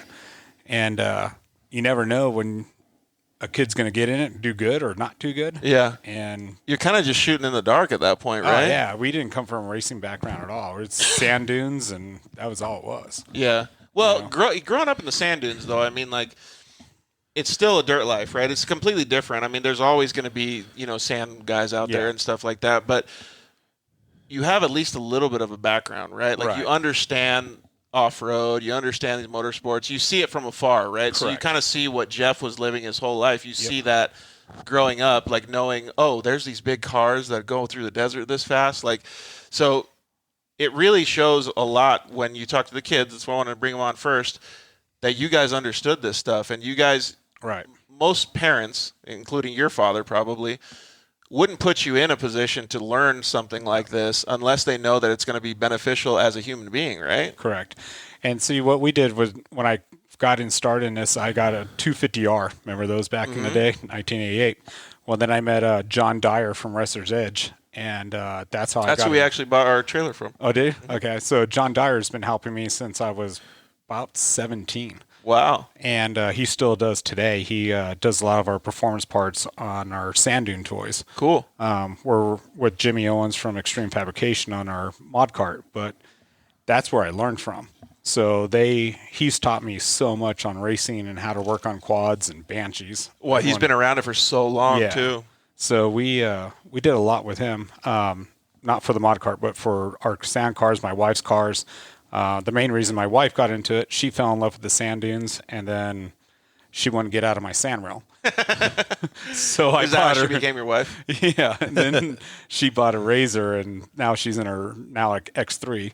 But I get my sand car back. Well, soon to be a trashed X3 from Ethan. Man. Ethan's, but we're going desert. We're gonna go desert with Jimmy here in the next year or so. Wow, that'll be pretty cool, man. Yeah, so we're gonna do that program and go that direction. That'll be pretty neat. And so we won't get too far into what you guys have planned, Jeff, but so when you when you grew up, and the reason I'm asking these specific questions is because the show is called The Dirt Life, and the reason I started it was because I grew up in the dirt, and I feel like I'm a somewhat well-rounded human being. I'm still an asshole, but I can still work on a car. I can work on a computer. I feel like I'm somewhat humble. I feel like I can relate to people, and all of that was taught to me by the dirt, by growing up, building my own bicycle jumps, by going up at the track, growing up, working hard, like those types of things.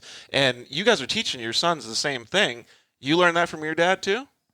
Yeah, my dad and I grew up kind of on a farm, so I learned a lot of stuff. And yes, you're working your ass off. Yeah, and it's always, we didn't come from a really well-off family. If you wanted something, you had to fix something. Yep. And back in the day, especially out in Buckeye, there was no stores, so you couldn't just run to a store and buy something. You had to figure out how to make gas, you're walking that bad boy. Yeah, or your bike breaks. Like, how can I patch this tire? How do I do this? How do I do that? And same way with racing. I did the best I could with what I could. Went out scavenging parts through the junkyard, putting stuff together. How can I make the next race? Hopefully, I'll make it through the race. Stuff like that. It was how bad do I want it? Yep, 100%. And try to instill that into the kids, even though things are so much easier to get, and now you can get on your phone, go through Amazon Prime for it shows most up part. in 4 hours. Right. But you still got to learn. I've even had kids that work for me that say they can't do something. Like, you got to figure out how to do this. AAA is not always there. Yeah, it doesn't work like that. If you can't start it, you can't ride it, kind of thing, right? I mean, it sucks now. Vehicles these days, it's almost impossible to jerry rig and do stuff, but. I agree. It's crazy. Yeah, you know what's funny is my dad and I were actually talking about that the other day because the UTV program is simple compared to a lot of stuff that the bigger guys do, right? But him and I both had a completely different skill set. Like, he's been a mechanic his whole life, and now he manages a transmission shop, and he buys and sells cars and does all this stuff, right? So he's a really hands-on guy. And then I learned through my education about computers and stuff, and both of us being able to combine that into being able to work on some of these later model vehicles, whether it's a UTV or a car, has been super, super cool to see. Because sometimes he'll tell me, he'd be like, "No, you don't have to worry about that. Like, don't." And I'd be like, "These new cars, Absolutely. You do have to worry about that." So it's kind of cool to see that and to know that you're on the forefront of it. Even along those same lines, like when you're at the track and you're working with people like Jeff, like you probably can put in a lot of your business acumen and the things that you've learned over the years with the companies that you operate to be able to put forward to that. Like that, and then just honestly, just earning the respect of certain parents, and the kids respect the other kids. And Jeff and I have known each other for 5 years, and it's just a respect, and it's and our kids respect each other. Hard work, and it's but Jeff's helped me, I help him with parts, or if we need parts or this or that, we'll share it. You know, it's there's certain people that won't do that, and that's fine. That's their prerogative. But we believe in sharing to the good people out there that are racing and having fun with their kids, and and when you see a team that's just barely getting into the series, you want to help them out. Yeah, 100%. You need a chain, here's a chain, or you need a brake lever, here's a brake lever. You want to be able to help those people out. And the program we bought from Keats, we were able to have a lot of extra parts. Right. So if someone needs a part, we hand them a part, and all I ask, give me the same part back. Yep. Not that day, but 2 or 3 weeks, months, whatever. Yeah, or bring it to the next race, whatever it is. Just honor the code of racing, basically. And there's so many that won't do that. It's just insane that, I've literally watched parents that they'll sit there and see you struggling at the start line with something, and they'll just walk away. Or they just move their car right up. I got another position. Yeah. I mean, I've literally had, there's one sticks in mind where in practice one day there was a kid's car that wouldn't start, and I ran right over there, and me and another dad jumped on there, and, we knew tricks of the trade, and we got it started and got him out there. Sure enough, we go up to qualify, and for whatever reason, Luke's cart wouldn't start, and I'm like by myself. I'm like, and it just the mutual respect. And it's at the time he was winning every race, so I'm sure all these parents are like, "Oh, look, Luke won't make it on the track," and you hate saying that, but that's it was kind of obvious when you see how they respect you when they take off. But. Well, the truth hurts sometimes, and for those people, it probably hurts more, but. The good part about it is, well, first of all, I operated the same way. In fact, Yamaha gave us a bunch of extra parts to keep on the trailer to help support these guys because we asked them to do that. We thought it was a cool thing to do, right? Definitely. And so that stuff goes a long way, though. You don't have a Rob McCachran career of 40 years or whatever it's going to be, a long career, if you don't operate like that. Absolutely. If you operate on the fact that, oh, he's broken down, I get another position, you're going to be gone pretty quick. Yeah. Yeah, Well, you're not going to be around. Yeah. no, and I've always said since day one, I mean, even when they bought the car from us when we first started, you're getting exactly, I prepped 8 cars at the time. Like they were all equal. I never in my mind thought I was doing something different for them over somebody else.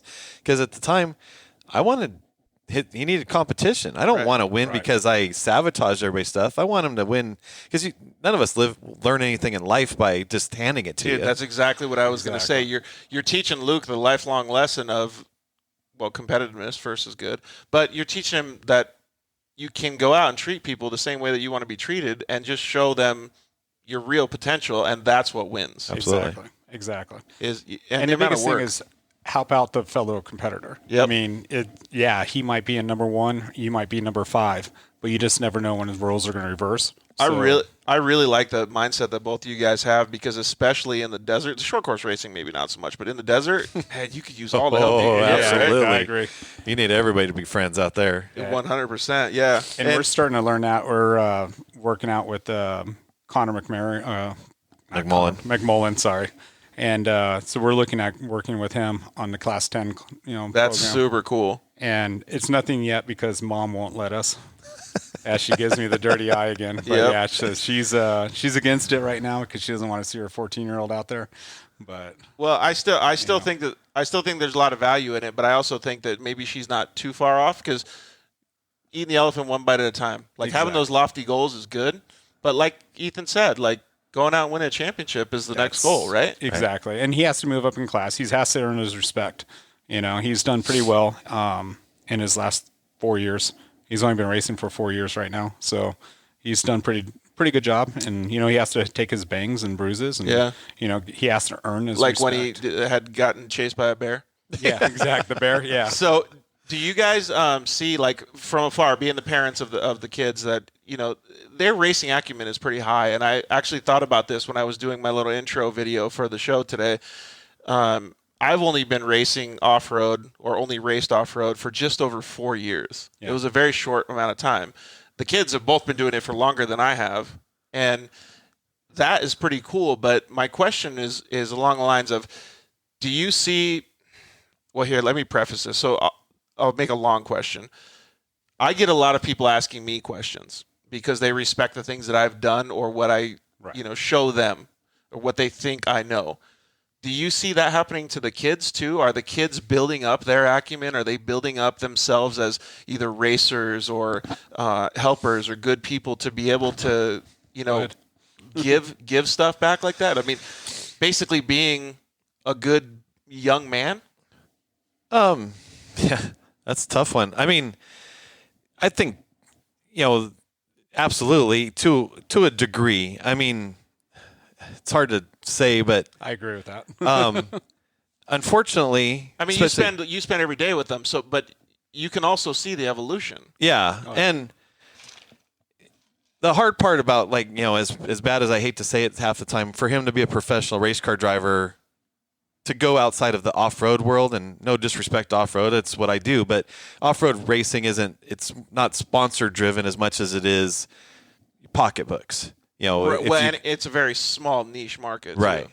Well, there's but if he ever wants to go past that, you've got to almost have big bucks in your pocket to go NASCAR racing, to go whatever.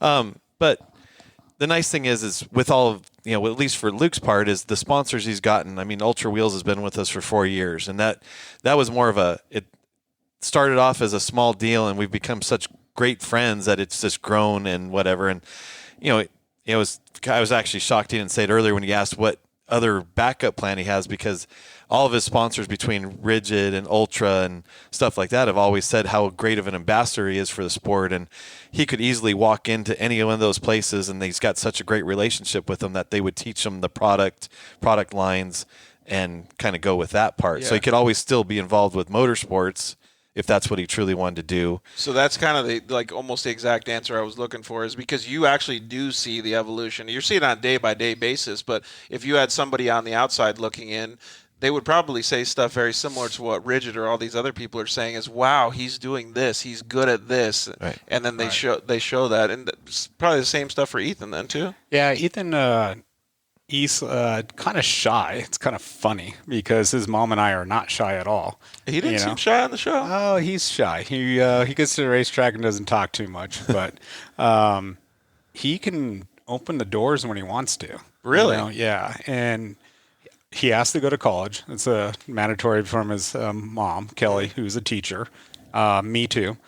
He's learning Spanish, thank God, because that was one of my downfalls. I wish I would have learned Spanish. Yep. And so you can order more tacos. I wish she could. Yeah. So, but no, I mean, it's a family affair. I mean, just like Jeff. I mean, Jeff and Luke have a great relationship. I have a great relationship with my son. My wife and daughter come out all the time. Yep. My family he gets nervous when family comes out. But other than that, I mean, it's just about having fun. It really is. You And know? I can kind of read between the lines when you guys are seeing this. Like I said, you guys see it every day, but you really do. Like if you were to look back at the last 5 years of each of your sons' lives, it's a pretty big drastic difference. I mean, not just in their height. I mean, in their Oh, absolutely. Just everything. I mean, schoolwork, how the teachers treat them at school. Yep. You know, nice thing about my wife, what she does is Kelly puts out a schedule saying, hey, this is his schedule. Mm-hmm. Please give us, he has a unique hobby. Yep. So please treat him differently, you know, not differently, but just make sure you overextend what his homework is. Right. And make sure that he's getting all the work done. Yeah, that's you know, perfect. and push him We because used to do the same thing when I was traveling all over the country too. yeah. I mean, because we're not private. Our kids go to public schools. Yep. You know, they're not private teached at all. And so it's a lot of work. Yeah, I'm sure it and is. You lean on certain people. Like I lean on my wife and my daughter constantly to help him out, make sure he's getting schoolwork done, making sure he's on top of everything, and then. Well, you can definitely lean on Bella to kick his ass later. Oh, she's I'm surprised she didn't do it already on your thing. We had a comment come in that was like, I think when we were on commercial break, but it was Grace Elizabeth said, Bella didn't tell me it's love, OMG. It's not love. So I don't know who that was or what that meant, but I'm sure Bella does. So. Well, Isabella's about 5'11", and she has a handspring about her, and she knows how to smack him across his back. So it's kind of funny to watch once in a while. Well, did you guys talk to the boys about what they do want to do in the future and let them allow themselves to set their own goals and kind of work their way up? Because you can't just say, I'm going to go drive a 6100 truck. Exactly. That, first of all, it's financially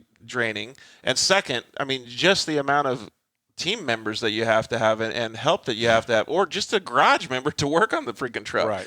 Like, there's a lot that goes into that. So when they say stuff like that, what does it feel like to you? Maybe you can answer, Jeff, and then we'll ask Eric. And he's, I mean, I think he sees what goes on with me running this team and everything, that he knows there's more to it.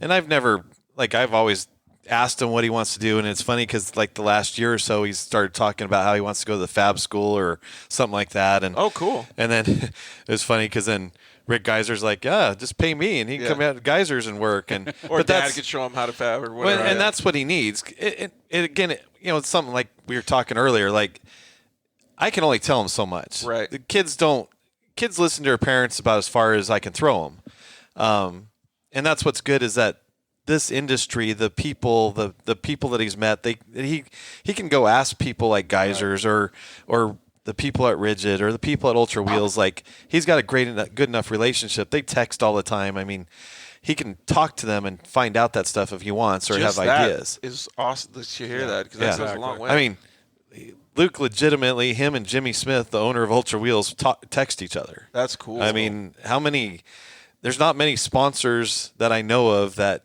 some of these guys don't even know who kids are that are they're sponsoring, or they say, kids, people think they're sponsored or whatever, but that's what I always joke about. Like, you guys don't understand our relationship with this company. And so they made a joke on a pod. We'll get to your answer too, but they made a joke on a podcast that I was listening to about motocross guys, right? And so, excuse me, back in the day, like when I was racing dirt bikes, and this goes a long way. The same things that you guys are doing now in the off-road, we would type out resumes. You know, we would write it out and we would send each one out. Like you'd send out 50 or 100 resumes and you might get one back that says you get 10% off because you're just a little kid, right? But you're going through the process and you're doing the work. And, you know, finally it works its way up after 5-10 years, whatever it is that your racing career is, and you start getting free things and you start developing relationships and stuff like that.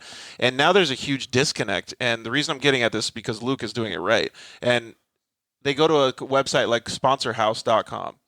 And they put it out there, and every single company just all of a sudden waterfalls them 10% off. Right. So now they're a sponsored driver for 50 companies. They have 50 stickers on their car, and they're satisfied, right? Absolutely. That's not the way it works. Absolutely. It's not the way it works at all. It's the relationship, Yep. right? And so he's starting the relationship. You're teaching Ethan how to start the relationships. Ethan, you told me the other day that Ethan got some recognition for the iRacing stuff, and he was going to start pursuing that. Like, all of those lessons are so freaking valuable, and that's why I started this show, is because those are so meaningful to one child's life, all these children's life, and they will take that forever. Right. Well, it's definitely a different hobby or sport or anything that most kids are into. So I can say Ethan's probably one of 10 people in Tucson that actually race. Yep. You know, Very small it's community. a very small community in Tucson. Phoenix is a little bit bigger, but it's very odd. Yeah. And so they get a lot of attention because it's a unique sport. Yep. Well, and sometimes it's bad attention. I mean, Luke wouldn't wear a race shirt to school. Kids made fun of him and said that he wasn't a race car driver. Yeah. There How was can you be a 12-year-old, 13-year-old? Well, yeah, Exactly. we went to an outdoor ed thing, and all these kids ran up to me, and they're like, "Oh, Mr. Knupp, does Luke really race a car?" And I'm like, "Yeah." "Does it really go 60 miles an hour?" "Well, sometimes it goes 70." And even the dads were floored. Yeah. Right. And they're looking at me. I'm like, "Serious?" And they're like, "No way." Like RC cars? I'm like, no, it's a real car. And I show them the videos, and they're just, "I can't believe you let your kid do that." Yeah. And it probably goes back to kind of what Eric is saying. It's so small that people just don't know. Like, it's just. Well, no, I don't even think it's that.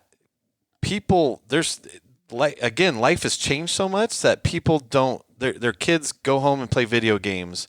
Not that ours don't, but different kind of video games. Or they don't want to be outside. Where these kids will go outside and do stuff. And I can't tell you how many people tell me they can't believe I drive my kid across country back and forth and drive 30,000 miles a year or to watch soccer and To go around a mud course or something. like, whatever they and their think it comment is, "I would never spend that much time with my kid." And I'm like, how do you say that? Yeah. I mean, I've sacrificed a ton to make sure I'm try to do as much as I can with both. Unfortunately, I have to spend more time with Luke because I got to do all this stuff and I can't see a lot of my daughter's stuff. But it's just how the cookie crumbled on that part. But it's just amazing when a parent sits there and tells you that I would never do that, or they don't. They don't even know that there's such a thing because they don't leave their little bubble. They go to their cubicle, they come home and sit in front of the TV and whatever. The soccer field or the park is as far as they go. Yeah. Those types of things. Well, and again, that's what. Not that any of those people are doing it wrong. Right. That's the way that they're It's just doing it. But it's just but different. That's the exact reason why we started the show, is to go along that same concept, is because of all the things that it taught us. That's what we're into. That's the relationships that we've developed because of that. We'll get to your answer in just a sec. But Jeff Angel, what's up, man? Good evening to you as well. Casey Peck, the co-host, said, yep, that's the golden rule, and the kids will remember that stuff forever. And he's right. Like, it really is. When the kids learn all this stuff, whether it's just teaching them one thing, like a penny saved is a penny earned, that's a strong saying, right? But you're going to the races every weekend. Yeah. You're realizing every penny that you're spending. You're realizing every wrench that you have to turn. You're realizing every relationship that you shake hands. Like, it lasts forever, man. Oh, yeah. And like Ethan has a team of about 3 guys that work on his mod cart this year. Cool. And that's just something that we've changed this year. But we're going for a championship. And that's what we were planning on. But this year, it just, with this whole virus, it's changed everything. But he's worked on that car more this year than he has ever. Really? Yeah. And it's kind of nice to see him doing his own, changing tires, changing sprockets or brakes. Is that self-driven motivation? Yeah, it's not me. I had to take a step back on the team. I'm just a team owner, as they call me. I'm a professional mud scraper. That's what's on my T-shirt.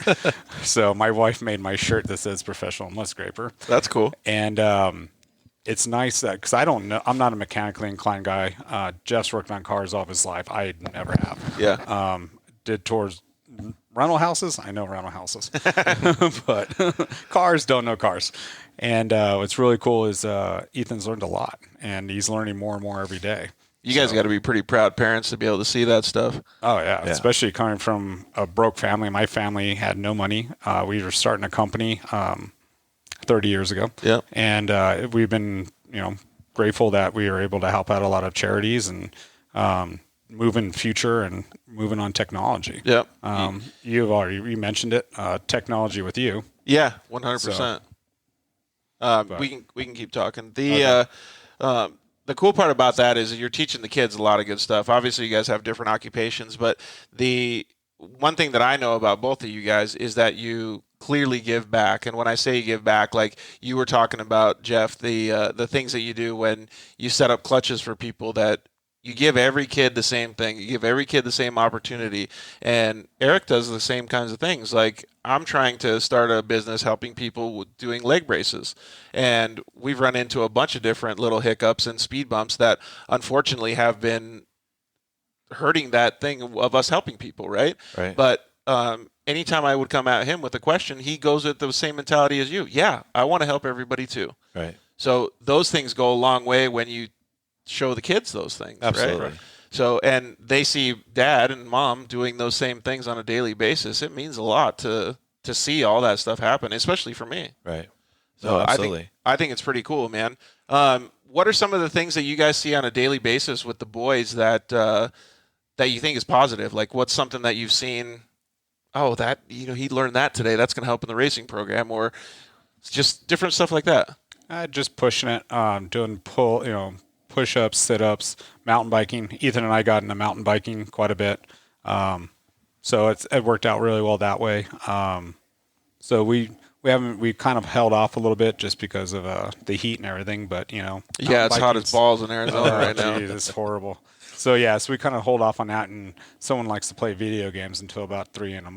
So hey, so all this not stuff. gonna even lie about that one. So all this stuff about video games, maybe you guys can give me a little bit, because you guys probably are the same as me, like never too hardcore in the video game stuff. Nope. But it's pretty intriguing. I don't know if it's getting there. I mean, it's so impressive. Like I watched the race again at Dover this weekend with NASCAR. I mean, it's fun.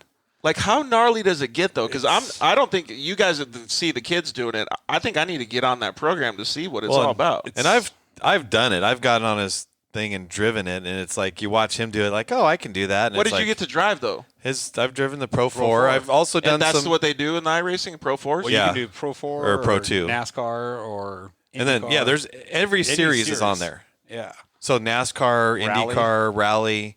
So, like, I've done some NASCAR races. That's pretty cool. And it's insane how, you got to focus. The tires wear out. The cars wear out. Yeah. So it's somewhat realistic then? It's very realistic. Like anybody that says it's I've played Xbox and all that stuff where you can just do whatever and it's no big deal.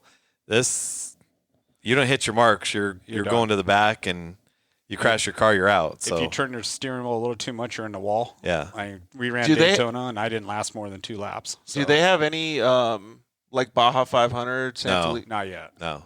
How cool would it be to do a desert race without having a pit crew? Yeah, but they gotta awesome. Because this is so realistic. It's all scanned in and everything, so it'd be impossible to. Yeah, I guess it wouldn't be impossible, but I forgot what Luke said it would cost. It's costing them to do Crandon, and it's like, how do they make their money off of this to even make that happen? But, yeah, well, I guess it's kind of like those Google trucks that drive around with the Google Earth and all that crap on it, right? Where do you think the iRacing is going to go? You think it's going to help the boys? I think so. I mean, there's guys that are making livings doing this. Really? Yeah. Mitchell DeYoung, I forgot what he makes, and all he does is doing the iRacing video game stuff. And he does everything. He drives for teams. He does this. He does that. I think it's William Byron who drives for Jeff Gordon now in NASCAR. Mm-hmm. That was his big thing. He was an iRacing champion. Had very little. Turned it into a legitimate career? A real racing career? Yeah. Making money. And he was making money, and he made it into this. This is big, and I think it. Unfortunately, unless they figure out a way to get back to real life, I mean, if at some point, that's going to be the thing, because if you can't have fans in the stands, but you can have them on the TV watching or the internet. That's actually a good question, though. Is how many, like, do they get a good crowd watching them? Yeah. Well, the kids, every one of the kids' races that they've done, they've had more viewers watching off of YouTube than they've probably ever had at a Lucas Oil race. Right. Yeah, as sad as it sounds. I mean, I hate saying that, but we kind of talked about this a little bit in the last couple of weeks here. Is you know, you can go out and you can record a vlog or whatever, like, and we do it for the Dirt Life, and we don't get hardly any views, right? But if they're getting, I don't know, 5,000, 10,000, 15 million views on their iRacing, that's got to be pretty special. Right. Well, Luke got in, so he won the Lucas Oil race on Friday. Yeah.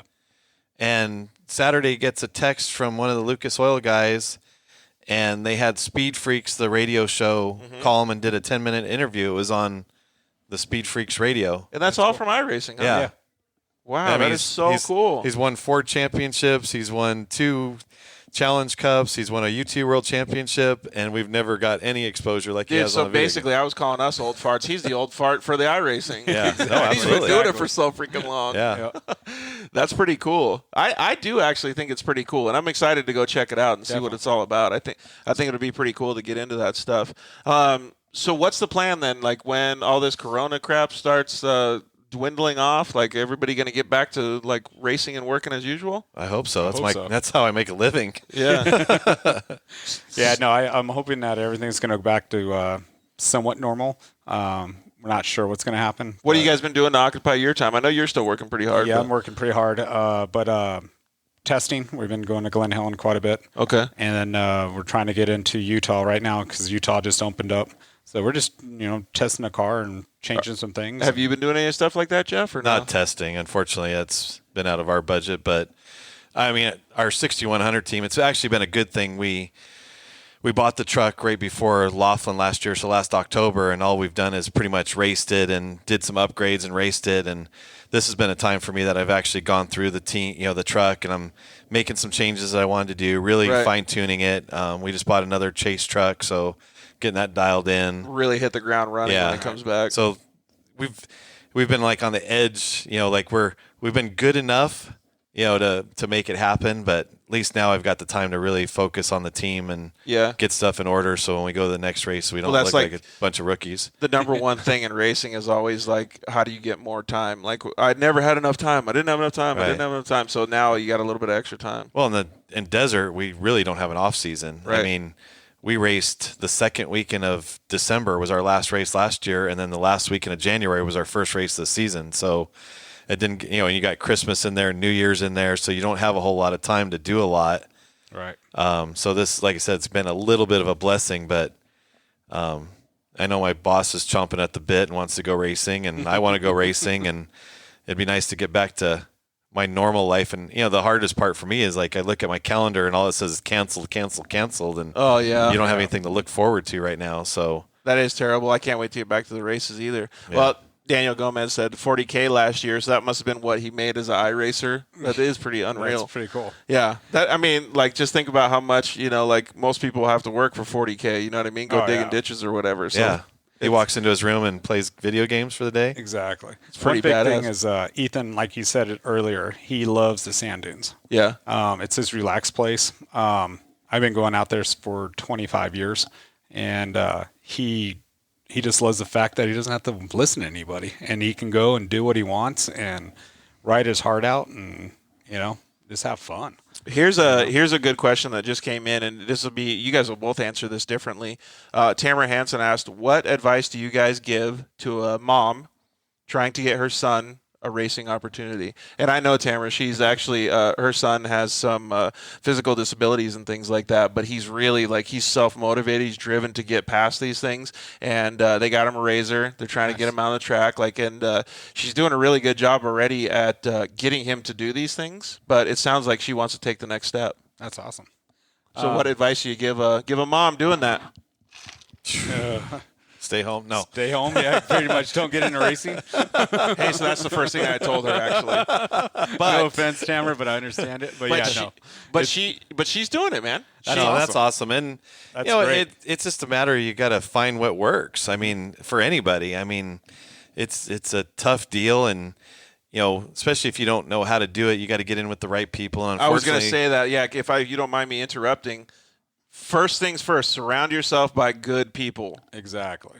Because in any business, in any life, there's always the crooks out there just looking how they can make the money. So, that's always the hard part. And I think none of us really know who to trust half the time. And you just you got to look. Even when I got into it, I knew nothing about trophy carts. I was a buggy guy, and I did some truck stuff. And my daughter, I traded a car somehow, some way, and I got a car for my daughter, and we'll just go have fun with it. And then she wanted to race, and then you go out there and you're like, I'm never going to spend that money on this. I'm never going to spend that money on that. Well, then you're like, I got to do it. Yep. And luckily, I had some friends that I grew up with that their kids were in it, so I kind of leaned on them. And again, it goes back to they don't want to give out secrets, but then they finally kind of like, all right. And unfortunately for Lauren, she was a lot of learning process. So when Luke started, it was a lot easier for him. But the kid's been a natural from driving a car from day one. It's people always say he gets it from you get it from me. I mean, I thought I did decent as a driver, but he definitely has a knack for driving that I don't think I ever had. But it's been cool to watch him and grow up. And like he said the story about he used to tell Lauren different things, and I just sit there and shake my head, and I'm like, you need to listen to him. I know he's your brother, but he's spot on. He's got to relate that to what the question that Tamara asked. I think you really can learn a lot from just people, Tamara. You can surround yourself by good people, but listen. Just be a good listener. Go out there and have an open mind. Don't plan on winning all the races. Plan on finishing most of the races. Plan on doing better the next race, those types of things. Well, John Lewis says, I want to go racing. Yeah. But our big thing last year was consistency. There you go. Just stay consistent, because we knew you had Mason Prater that was dominating the whole entire series. And it was like, all right, to go out there, try to beat them. Yep. But don't put yourself into a spot to where you're going to get your car destroyed or not finish the race. And so we went out there, and our biggest goal was Rookie of the Year, because that was Ethan's Rookie of the Year. He got it. But it was more just, if you've ever watched a mud kart race, it's knock down, drag out. Yeah, they go at it. It's good. They're kids, and they go at it. And there's some great competitors out there, and you just sometimes it's fit us. You just get lucky. Yeah. I'm not going to say. Racing is lucky. Absolutely. I agree with that. There's a lot of luck involved in it. And one of the things that we used to be told when we were racing dirt bikes is there's always going to be somebody better than you. Absolutely. And so even if you're Lewis Hamilton, and you go to a certain track, there's going to be a dude that's faster than you. Oh, yeah. Maybe you're at your best track, but that's going to be few and far between. Exactly. So when you think about it like that, having legitimate goals, like you're saying, being consistent, being able to satisfy those goals and reach those goals, makes it so that you want to continue racing. Right. Makes it so that you, I don't agree in this statement, but never give up. You know what I mean? Oh, absolutely. So, and our thing has always been since day one with both my kids, no matter what, let's go have fun. Yeah. This is a hobby. Yep. Even now, even though he still gets money from sponsors and everything else, this is still a hobby. He can go away and flip absolutely the switch. look at what's happening this year, and that's why when he gets out of his car and he's mad and upset, and I get it, and I'm glad, because that shows his competitive nature. But that's something to tell her is I never set their hopes high. Like, hey, we're just going to go have a good time. You get on the podium, it's a bonus. You win, it's a bigger bonus. If you get last, okay, it sucks, but did you have fun? Yep, 100%. Exactly. When you're a NASCAR driver, then you can change your outlook on stuff. But even our desert program, it's no different with Travis. It's we're there to have fun, and let's see what happens from there. Because it's the same deal. It's a hobby, expensive hobby for him, but but it goes back to the reason we started the show. It's because it's the dirt life. It teaches them a lot. John Lewis also replied back saying to Tamara, make it about the fun. Have an open mind to learn, which is something that I know you're already teaching Michael. Various techniques and setups, but always keep it about the fun. So I definitely agree with that. That John 100%. guy just thinks he's such a smart guy, doesn't he? Sounds like he's your guy's buddy. Yeah. John. Yeah. But I agree with what they're saying, Tamara. I think you could definitely learn a lot by hanging out with good people, first of all, and then listening to their advice. And just make it fun for him. Like, he's going to have a good time no matter what. He'll be competitive. Make sure he never throws his helmet. Make sure he never gets upset. But I agree with that. But definitely keep it about the fun, because that's what it is. If for some reason he can't do it anymore, or you guys can't do it anymore, you guys had a good time. Yep. And that's the way that I Memories. unfortunately didn't look at it very many times, but I look at it from that point of view now, because it's hard to understand. Well, it also Absolutely. changes your lifestyle because you have to make special strides to go and make sure you go race. Yeah. Entry fees, making sure the car's prepped, making sure you have the right parts, making sure that everything is good to go. What do you think what do you think would be the answer if we asked the ladies, the wives, that same question? She'd ask me why we're not going on vacations anymore. Yeah. But if they were asking the same question about like Tamara did, like, how do you make it so that the mom can take them? What if you guys We were? have moms that we help out all the time. Yeah. And it's you just help them. Yeah. It's not even because they're motivated. Their son's motivated, or daughter, and they're just we do it 3. There's 2 of them right now that we help out That's as much super as cool. we possibly can. Well, Tamara, I think the next step for you guys is to, when racing starts again, or even practice days, like these guys go out to Glen Helen and stuff like that, maybe you could, reach out to them online or through me, and you could maybe tag along and see if Michael would have a good time out there, see if he's even does want to go racing. Absolutely. So, Yeah, Chad's trying to get me to go to Class 10. Yeah, I don't want to buy Connor McMillan's car yet, buddy. sounds like Chad wants to get you to go racing in the desert, huh? Yeah, he wants to go to the 61. So no. I think it's good that the kids have those goals, and I think that it's awesome that you guys are willing to support them.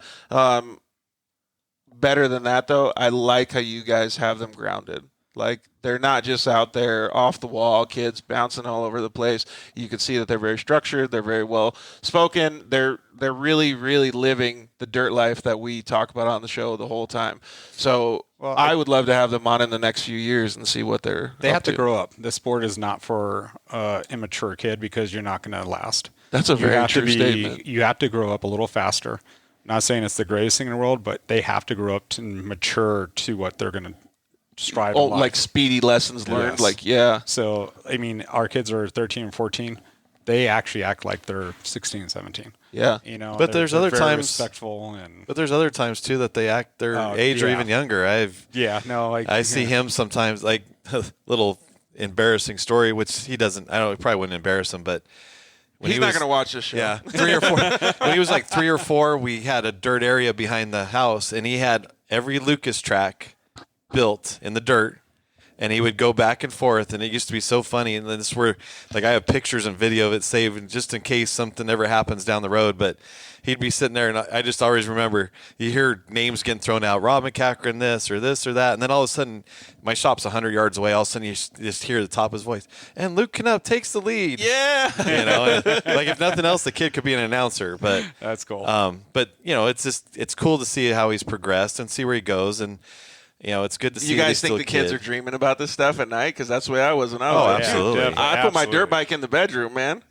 Sleep with that son of a gun. So RJ Anderson is Ethan's number 1 driver. Yeah. And it was really cool. Is at his last race when he won the championship, he gave him the door.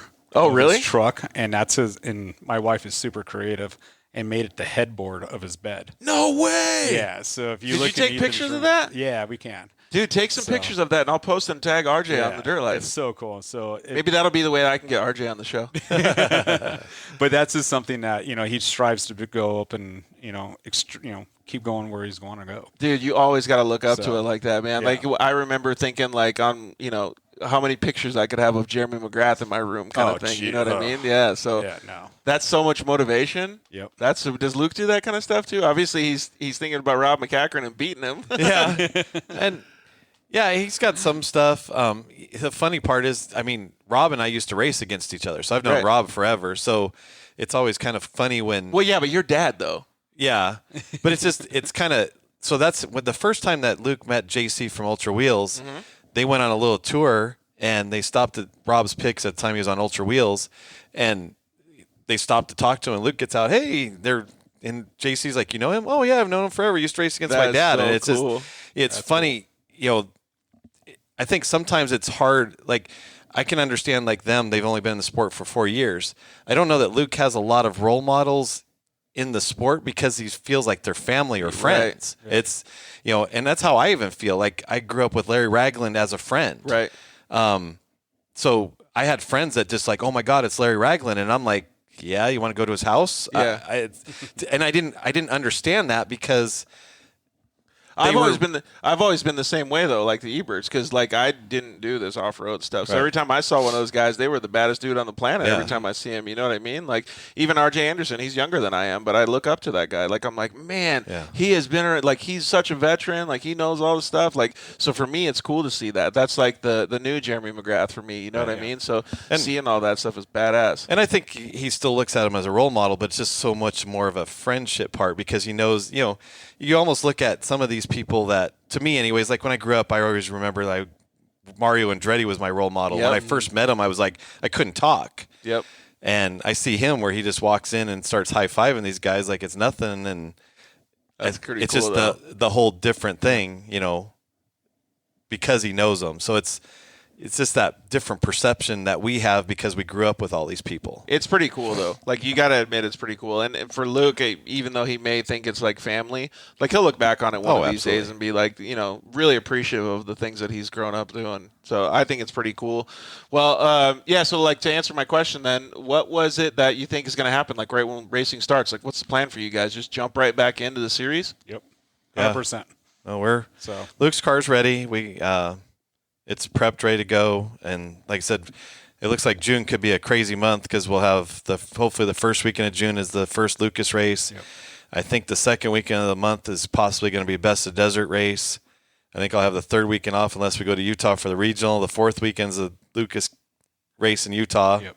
National. And you really think it could happen that quick then? I hope so. We need to. I mean, sponsor-wise, morale-wise. Yeah. And there might not be fans in the stands, but I don't see why we can't go racing. Yeah, I can't either. Well, and we all gotta remember, racing is because we like doing it, right? Exactly. Well, except for me. Well, it's my job. But you can still fix cars. You don't need fans in the stands to fix cars. No. So what I mean by that is, you can go racing in your backyard if you have enough people to race. Right. Exactly. So I think it'd be cool to see all that stuff happening. I really do like the idea that you guys are going to Crandon. I think that's a fantastic thing. I want the Dirt Life to go to Crandon, so I might hitch a ride with you or something. Jump on board, man. But we pass by your house. Yeah, exactly. Literally, I'll just have somebody drop me off on the freeway, okay? Hey, the tickets are really cheap right now. Yeah, that's true, right? Yep. Just buy all my plane flights right now. Yep. Huh? Do you want to do the 30-hour drive with me, or do you want 4-hour flight? Yeah, that's true.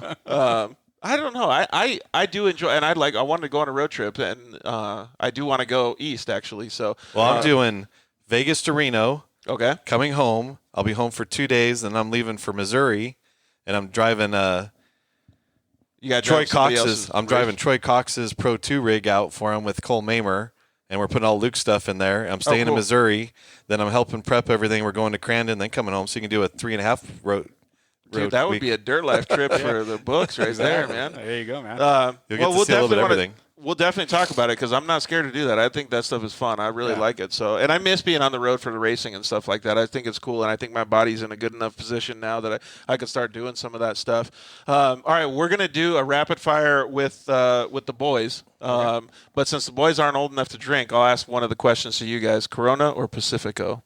Corona or Dos Equis. So you're going Dos Equis? You're going Dos Equis? I don't want the coronavirus. Yeah, that's the reason I asked the question. I don't drink anymore. Yeah. Hey, so a quick funny thing about that, or not funny. So I was at the MIP 400 the week before everything went to crap. Yeah. And I walked in when we were getting our rooms. I go over to the bar to get a beer for me and my boss. And I'm like, oh, I need a Bud Light and a Corona. And the guy's like, you're going to get the virus. And I'm like, you're an idiot. Pretty much. That's what we did. We literally bought Corona, not to drink them, but just to take them on the trip with us this weekend. That was the only reason. Oh, yeah, exactly. we were good to go. I agree with you 100% on that. All right, well, we're going to go to a short commercial break, our second commercial break of the night, and our second commercial break ever. And then we'll be right back with the boys in the rapid fire Q&A. We'll see you guys in just a second. Zollinger Racing builds the best aftermarket products available. Products for your UTV or snowmobile, including billet radius rods, billet tie rods, billet steering knuckles, billet steering racks, alternator kits, and much more. All manufactured in the United States in-house at their headquarters in Nibley, Utah. Travis Zollinger and his team test in some of the most brutal conditions, racing in places like the Best in the Desert Mint 400, Ultra 4 King of the Hammers, UTV World Championships, and many more. Visit ZollingerRacingProducts.com and use the code DIRTLIFE to get 10% off your next purchase, and join us on social media at Zollinger Racing Products to see our products in action.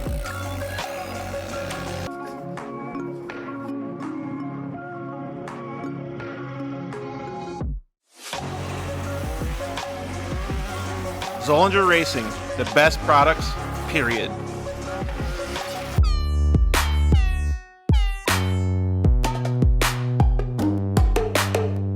Hello, I'm Justin, the founder of Shock Therapy.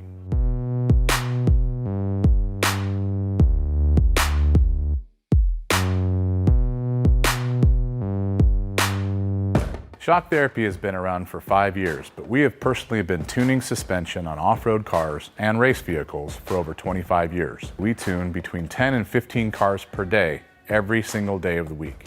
Our concentration is tuning shock systems and supplying components that improve the ride quality of your car in many ways. Not only do we work on the average UTV, but we also tune suspension for race teams and professional drivers.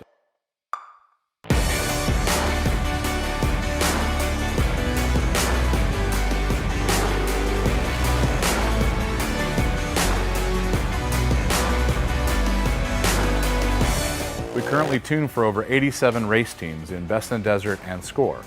Our clients and race teams rely on our suspension components to allow them to win races and keep them safe. Suspension is a moving target, and we are always trying to hit that target with every customer that we work with. Each customer's needs can be different, and we tune our kits accordingly. Our research and development never stops. We improve our components every single day. As the industry evolves and improves, so do our parts and kits. As of right now, we have over 100 products for UTVs. So when you bring your car to us, you have the satisfaction of knowing that you have the most experience, the highest quality products, and the fact that your car is being tuned specifically to you.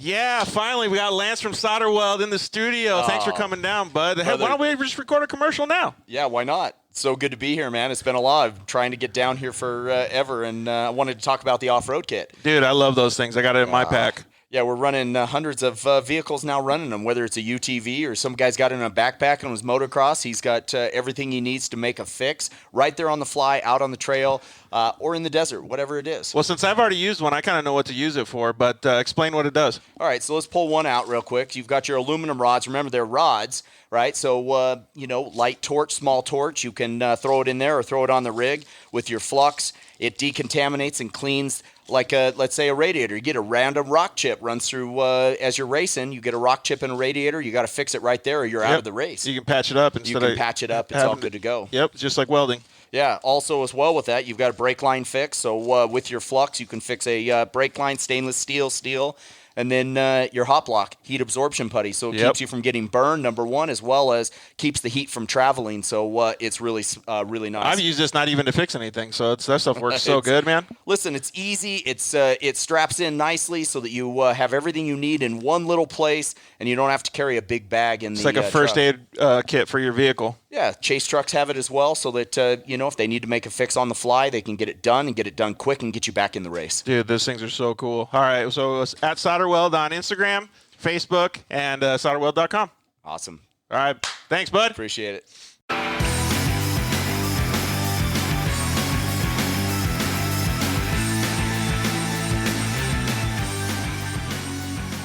All right, we're back. That was awesome. Second commercial break. It's never the only first time I've ever done that, so I'm pretty stoked. All right, you guys ready for the rapid fire Q&A? Oh, yeah. All right, so let's rock, paper, scissors for who goes first. All right. Ready? All right, you go first. All right. So, Ethan, iRacing or real racing? Ooh, probably real racing. You're going real racing? How about you, Luke? Real racing. Real racing too? I don't know. You guys have been doing pretty good at the iRacing. And for me, right now, at this point in my life, I would normally choose real racing, but I'm kind of stoked on the iRacing thing. So I'll go iRacing at your house one of these days. All right, second question. Barsha or Webb? Webb. You're going Webb? Yeah. All right, I'll ask you a different one. Roxon or Tomac? Roxon. You're going Roxon? Me too. I like his gumption. He's just a badass dude. And he's German. I like. Oh, you like Germans? I'm part German. Oh, right on. Okay, third question. Favorite food? Pineapple. Pineapple? Yeah, it's really good. That was crazy. What's Yeah? your sister's favorite food? I don't know. You don't know? No, I don't know her that well. But I'll answer for her because I think everybody should always be tacos. Yeah. So For we'll sure. go with tacos. All right, Luke, what's your favorite food? Tacos. You're going tacos? Yeah. What is your sister's favorite food? Do you know? Is she more like a pizza girl? No, I think it's probably tacos. Dude, see? I just became best friends with your whole family. Okay, cool. Little Smokies or pizza rolls? Pizza rolls. You're going pizza rolls? All right. Pizza That's what you're rolls, going, pizza rolls too? You guys never had Little Smokies, though? They're pretty good. I don't think I've ever had them. All right. Favorite soda? Dr. Pepper. Dr. Pepper. Yeah, I agree. But I go Hands Diet down. Dr. Pepper. But yeah, Okay. pretty much hands down. What about favorite energy drink? I don't really drink energy drinks too much. I don't either, but this weekend I drank 2 energy drinks. I drank a Bang Cotton Candy, and then I had no choice. I had to get the Rainbow Unicorn and put it on the unicorn and get a picture of it. So, do you like energy drinks or no? Yeah, I've tried getting out of it. Yeah. Oh, wow. Did you have a problem? Were you addicted Not for a while? problem, but like. We got to go back to AA for energy drinks. Energy Drinks Anonymous. All right. This one's for the girls, but Uggs or Crocs? Uggs. You're going Uggs? Yeah. Crocs. Yeah, Crocs. 4-wheel drive. Dude, I saw that video the other day. I love that video. But I totally got squished on it because like every dude at the Cinders this weekend had Crocs. Like it was, I was like the odd man out so Our hard. good buddy Dalton Turpin. He wore Crocs, and we call him Dalton Turbo. Yep. Dalton Turbo. Because all he has to do is just put them in like lock-in differentials and bail out. Oh, yeah. All right. I think we might have answered a little bit of this, but your most memorable race? Crandon, for sure. The 49th year. Because we were just hanging back, and it was like one of my first races. And just to pull off a podium is crazy for like one of the first races. So That's cool. And you got on the podium, too. Yeah. So, Yeah. When your teammates So, took each other out. Yeah. Jeff, Luke's dad, just said it should be when Luke's favorite should be when you gave him the podium. So does that mean that you didn't finish that race? No, I got 10th. Oh, man. I led the first half. Did you learn anything from that 10th place, though? Yeah. So Jeff said stay away from girls. All right, what's your most memorable race? My first mod kart win. It was at First mod kart win? Glen Helen. It was a regional, but me and Ricky Gutierrez were battling out, and I made a last lap pass on him and took it. John Lewis says K-Rock. He likes Ken Roxon, too. So I like that. The reason that I asked that memorable race thing is because I always want to see like if anybody had a memorable race that wasn't a win. Because for me, like we talked about it a couple times on this show, like I raced dirt bikes at the time and I was racing in the 80 intermediate class or something like that. So we weren't like super fast kids, but we were like pretty good, right? And I was at Glen Helen racing, and I crashed in the first turn. I got taken out in the first turn, and I basically I couldn't get my bike started. I was like. It was like one of those off-road races where you're never going to catch up, right? And then all of a sudden you start like seeing like the light at the end of the tunnel on the last lap. Right. And on the last lap, at the checkered flag, like not even 3 feet from the checkered flag, I was like tire and tire with the winner. Like I almost made it to the lead to win that race. Like I'll never forget that race. Like I've raced supercrosses and stuff like that, and I still don't even remember them compared to that race. So memorable races will be something that you guys will have in the future too. You guys will definitely remember those things. Yep. All right, simpler question. Favorite flavor of ice cream? Cookie dough. Ooh, that's a good one. Cotton candy. Cotton candy, nice, dude. Hook it up. That bang cotton candy was pretty good, so I'm right there with you. Ski or snowboard? Ski. Ski? Snowboard. Yeah, I'm with snowboard too. Yeah. All right, let's see. Next one, dogs or cats? Dogs, for sure. Yeah, we're all dog guys here. My sister's a cat person though. She's got some pretty cute cats too. So, and they act like human beings. Like they sit down like human beings and stuff too. It's like so, and they got these like really furry faces. They're Persian cats. I don't know if you guys ever seen those. I think I have once or twice. But Yeah. they look So those are pretty funny. Netflix or YouTube? Netflix. YouTube. Yeah, I'm going YouTube too, but not just because I like YouTube that much, because I think it's a good marketing tool for racers like us. So, burrito or taco? Taco. Taco. Even though you eat burritos like every Yeah. night. Do you? Yeah. I like burritos and I like my tacos once in a while. All right, what's your favorite burrito? Because we had Josh Shorter from Thor MX come on, and he has a specific burrito that he likes. I just order from Chipotle, you know, just got some chicken, steak, and rice. Have you ever had a California burrito? Yes. It's a carne think asada so. burrito with French fries or potatoes on it. Oh, I haven't had Dude, really good. slammed with guacamole, the whole deal. It's pretty delicious, man. Here's a good one. Actually, I'm going to do 2 questions for you guys. First one is Supercross or motocross? Supercross. Yeah. You're going Supercross too? Because and then this one is going to be crazy too, because it'll be kind of like that same thing. Short course or desert? Ooh. Short course. Yeah, for right now, short course, because Okay. I haven't really gotten into the desert. So that kind of matches up, because I was thinking motocross would be more like desert, like more like outdoor manly kind of crap. Longer So motos. Yeah.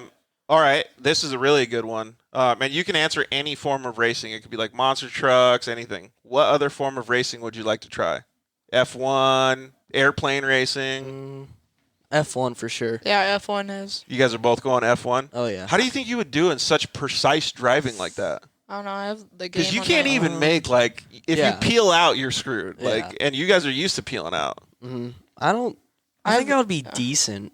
I mean, like, because I've drove go-karts and stuff, and they're kind of the same, but, like, Formula 1, you have to be so much more, like, precise with your steering. Like, if you make the slightest little thing, you're off by the 10th of your fastest lap. Dude, so. maybe start hitting that iRacing Formula 1 up, Yeah. dude. I actually have the game on my Xbox. And I like hitting walls. Oh, so you need a little bit of practice. Jane Owen said Rocky Road, so she's getting some good ice cream too. All right, and the last question of the night: chips and guacamole or French fries and ketchup?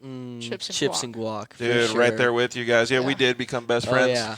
Good show, boys. Thank you guys very much, and thank you for your dad and your family for coming down. I really appreciate it. Thanks for your mom and your sister letting you come all the way to Tucson to have a good time with us. We really appreciate you guys, and I honestly can't wait to get this racing started again and see you guys at the track, man. Yeah.